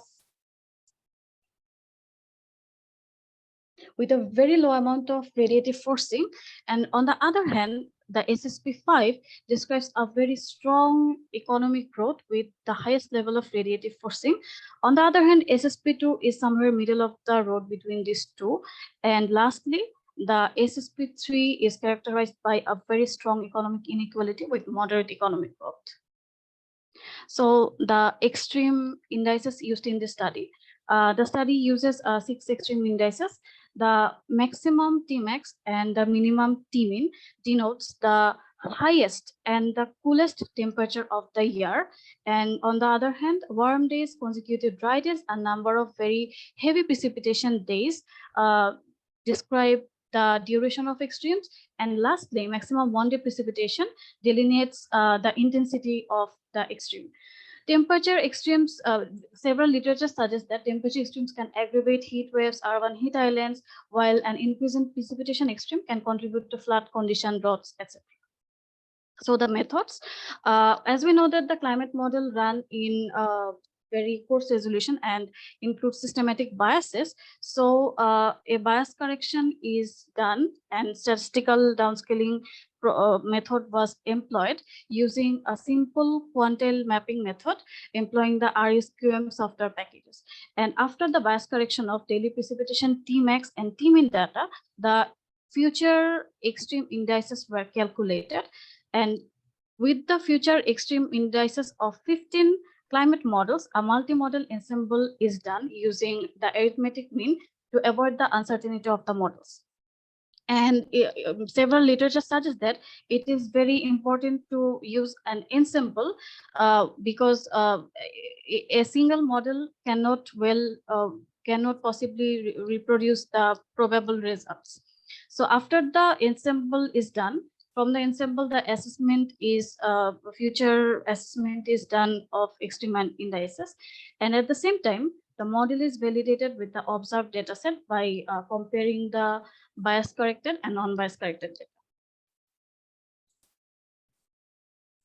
So it is very imperative to know the reproducibility of the GCMs. And after the bias correction of the daily precipitation Tmax and Tmin data, it is very well represented that the median values of the each climate model is pretty much aligned with that of the observed data set, but which was not seen in the before bias correction. So again, the percentage of bias was significantly removed after the bias correction, which makes the projection, which make the data set reliable for the future projection. Now let us go to the result. So the future changes of extreme temperature indices, the warm changes of the warm extremes. So the maximum value of the Tmax and the warm days, they showed a very significant change, a significant increase compared to the baseline period. And the change is very robust at the end of the century under the higher emission scenario. The results suggest that an increase of 4.34 degrees Celsius of the maximum temperature is seen at the far end of the century, and an increase of 9.29% of warm days is seen at the same century, at the same scenario and at the same time period. On the other hand, the cold extreme, that means the minimum value of the minimum temperature, that means which is the coolest temperature, also showed a very rapid increase, and that too even with a very higher magnitude than the maximum temperature. So one of the biggest indicator of the climate global warming is the change of the minimum temperature, and that is reflected in the study. And we see that similarly at the higher emission scenario, it is expected that the minimum value of the minimum temperature will likely to increase 5.1 degrees Celsius. And again, in another scenario, the change is also visible. Now the changes of extreme precipitation indices, the maximum one-day precipitation and the duration index, that means the heavy precipitation days, they also showed a very prominent change. The change of maximum one-day precipitation amount is projected to be highest at the SSP5, which is almost 40% than the baseline period, and the heavy precipitation days is expected to increase almost 53% compared to the baseline period. And the dry extreme, So the result of the dry extreme, that means the consecutive dry days, is quite interesting and quite different from the previous indices. For example, in the lower emission scenario, it is seen that the consecutive dry days is decreasing compared to the baseline period, but the result is opposite in the higher emission scenario, and it is seen that the result is seen to increase compared to the baseline period. And the moderate in the moderate emission scenario, it is also showed the decreasing trend and moderate increase. And the spatial variability of projected changes of such extremes, all that precipitation and temperature indices showed a very strong spatial heterogeneity. So our first variable is the maximum value of the daily maximum temperature, and the spatial variation is very prominent at the northwestern part of the country in all the emission scenarios. And in the lower emission scenario, the change might be as much as 2.5 degrees Celsius, but when the emission scenario is higher and the end of the century, the change might be up to 5.5 degrees Celsius. And apart from the northwestern period, some of the southwestern regions and some of the coastal islands are also seen to have a bigger increase of daily maximum temperature. Now the daily minimum value of the minimum temperature, it also showed the similar kind of change that like that of the maximum temperature, but the magnitude was quite higher than the previous one. For example, in the lower emission scenario, we can see that the increase is about 2.5 degrees Celsius. But at the higher emission scenario, the minimum temperature might be as much as 6.5 degrees Celsius. The change is very much alarming for Bangladesh, and it is quite prominent that the southern period and the coastal regions of Bangladesh are very much affected by the global warming and climate change, and this thing is very much reflected in the result. Now the spatial variability of the projected changes in maximum 1 day precipitation. As we know that the total amount of precipitation is higher in the northeastern region, but the changes, that means the changes from the baseline period, is much prominent in the northeastern region. The study shows that in the lower emission scenario, the change is about 26% in northwestern and southern part, while the change can increase up to 60% in the similar regions, which is also very alarming, because northwestern part of Bangladesh is very much vulnerable to flash flood and flood, and the future climate extremes can exacerbate the situation in future days. And lastly, the consecutive dry days. So consecutive dry days in the lower emission scenario, it is seen that the consecutive dry days are decreasing over the time. For example, in the SSP1 scenario, it is quite seen a decreasing trend, but in the higher emission scenario, we see that the change is prominent in the southern region. Although we know that the consecutive dry days are prominent in the northwestern region of Bangladesh, but over the course of time, the change compared to the baseline period is very much bigger in the southern region, and probably in the coastal islands and in the Chittagong district. Now, some of the major findings. The CMIP6 multimodal ensemble mean showed high climate responses under different radiative forcing levels. Results suggest that the indices tend to increase at a higher magnitude under the higher emission scenario that already we have seen in the different results, and the change is robust at the end of the century. This is consistent with the projections of the Coordinated Regional Downscaling Experiment CORDEX and the CMIP5 models, that is the previous version of the CMIP. All the extreme indices exhibited a very strong increase. For example, an increase of 4.5 degrees Celsius in maximum temperature and 5.1 degrees Celsius of the minimum T-min is seen, and also likewise the other indices are increasing as well. Both the temperature and precipitation indices demonstrated a very strong spatial variability.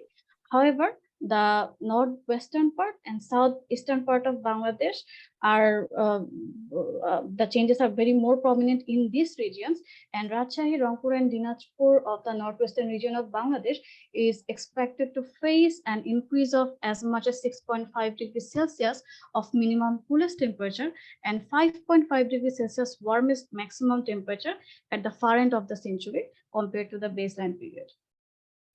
The sea surface temperature of Bay of Bengal has increased in recent time, and several literature suggests that an increase in SST caused the increase of precipitation due to the enhanced convection. Therefore, it can be said that the increase in sea surface temperature of the Bay of Bengal can exacerbate the precipitation extremes in Bangladesh in the upcoming decades. Although the northeastern part receives the highest amount of rainfall, the changes are more robust in the northeastern part compared to the baseline period. Lastly, the study found an increase of consecutive dry days in lower emission scenarios, although the result is opposite in the higher emission scenario.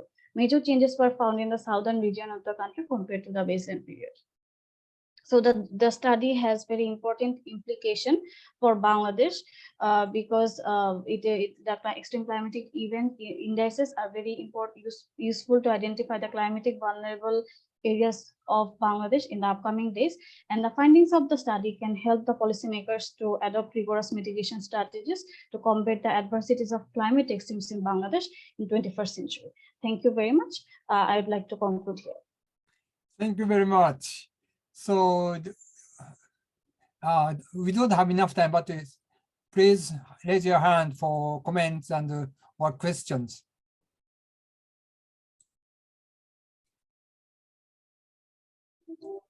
Does anyone have questions or comments?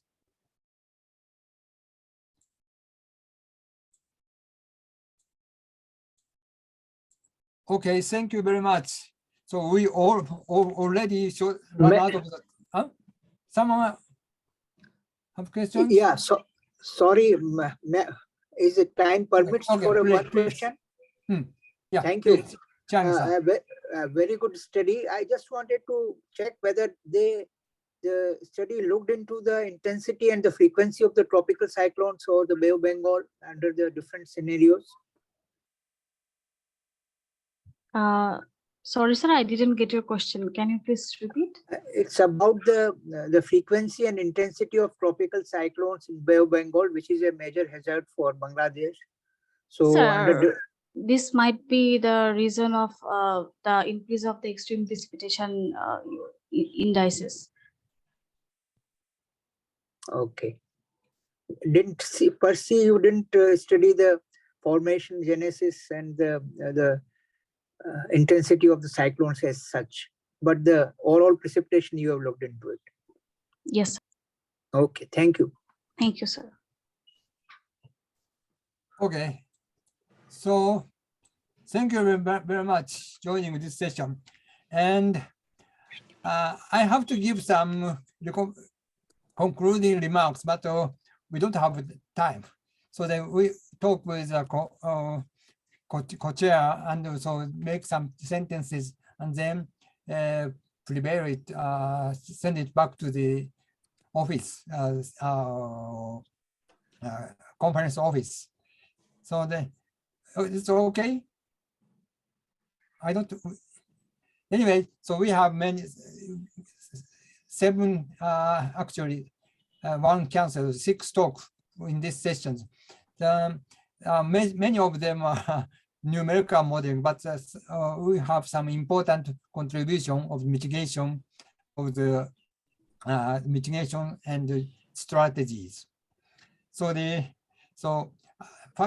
I apologize for my very bad management to run out of the time. So, but anyway, I appreciate every speakers and the people who joined the discussions. Thank you very much. And I wish to close this session by closing. Thank you very much.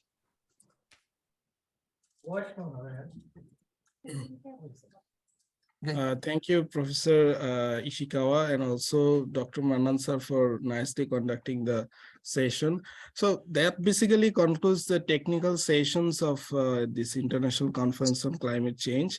So I'd like to take this opportunity to thank every participant who has joined us in the previous 2 days, 7 technical sessions across 2 days. And we had about, we were supposed to have about 50 presentations, but we had about 45 of them. And that's a good number. So each year, it's being mentioned in the inaugural session as well, each year we are growing from strength to strength. And as you can see, during the inaugural session, we had a large gathering of people during, I mean, in Dhaka, it was a different situation yesterday, but even that, we had good participation from scientists and operational meteorologists and academicians and students coming from different organizations and institutions. So I'd like to take this opportunity to thank every guest that came and every guest that joined during these technical sessions, and also the inaugural session. We had Professor Dr. Mohammad Akhtarujaman sir chairing the inaugural session. We were supposed to have Dr. Mohammad Enamur Rahman MP sir yesterday, but due to some unavoidable reasons, sir couldn't join. But we had Dr. Dewan Abdul Qadir sir as the special guest. Sir is actually present at the moment as in this session as well.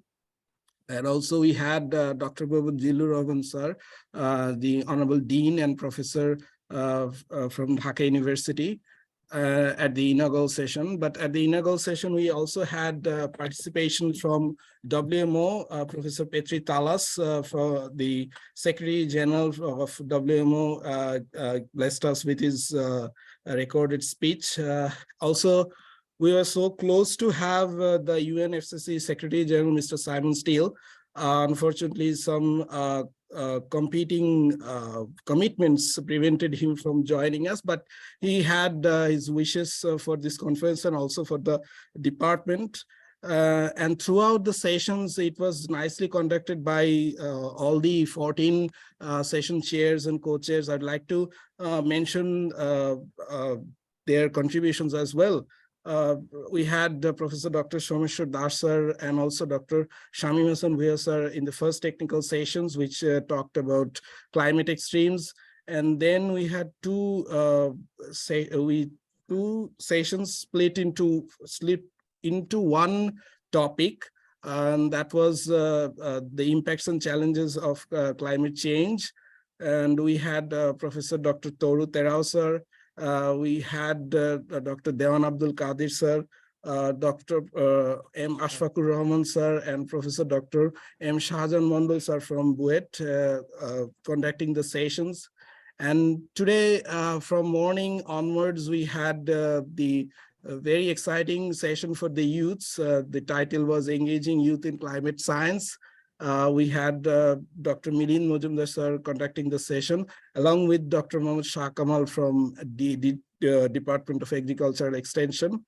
And then again, we had another 2 sessions split for one particular topic, and that was nature-based climate solutions. We had Professor Dr. Taichi Hayashi, Professor Sujit Kumar Dev Sharma, Dr. Najmul Hassan, and also I just think, sorry, I just forgot one other name. Oh, sorry. I just forgot the most important person who have been engaged throughout this 2 days, Dr. Mohan Kumar Das, co-chairing this session as well. I beg your pardon to Mohan Kumar Das sir for that. And finally, we came to technical session 5, where we had a nice group of people joining from different countries, not only from Bangladesh, but from different countries, from India, from Nepal, and also from Australia.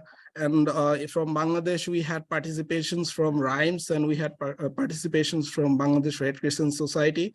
And to finish it off, we had a promising student from Department of Meteorology, Ms. Taslim Sultana, who's working closely with Bangladesh Rice Research Institute with her wonderful presentation. So all in all, we had a very successful event like each year.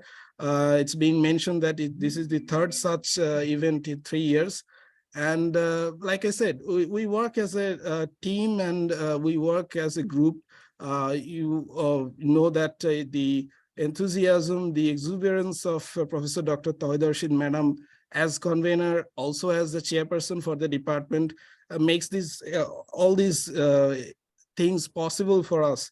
I mean, I think I've mentioned in one of the sessions that it's not something that you get to be part of such a grand event every day, or maybe in every year. So we have been doing this, and it's all possible because of Professor Dr. Tawhid Rashid Madam. So unfortunately, she's busy with another schedule, so she could not be with us in this final technical session. But she has paid her gratitude to every participant, guest, honorable session chairs and co-chairs, and everyone who has been with us in the past 2 days. So this is the end of the technical session, but it's not the end of the conference. We have one plenary session coming up in Thursday, in December 15th, and we wish to have every one of you, both in person, also in virtual mode. As you know, this is a hybrid conference, and we have been incorporating this hybrid mode for the past 3 years. So we wish to see you there. And also, I'd like to mention that this conference will go on. Obviously, we carry on into the next year as well. So next year, we are hopeful that we will organize that in December 9th and 10th. So you can mark your calendar for that. And we also hope to see you there in that conference as well. So from me and from the conference secretariat, from every one of us in Department of Meteorology, University of Dhaka, big thank you to everyone for joining us and for making it successful. Thank you, and see you in Thursday. Okay, thank you everybody. Bye. Thank you very much. Thank you. Assalamu alaikum. Thanks to everybody. Okay, thank you. And on the button. Yes, Dhanyavad Torotero sir. You're there for 2 days. Also, I would like to mention Dr. Kamimera is also there for 2 days, and also Professor Tyagi, who was with us throughout the day. Sorry, I think I mentioned some of the names who has been with us throughout this conference. I think Dr. Mohan sir also stayed there for I think the most or the total part of the conference. So big thank you to him as well.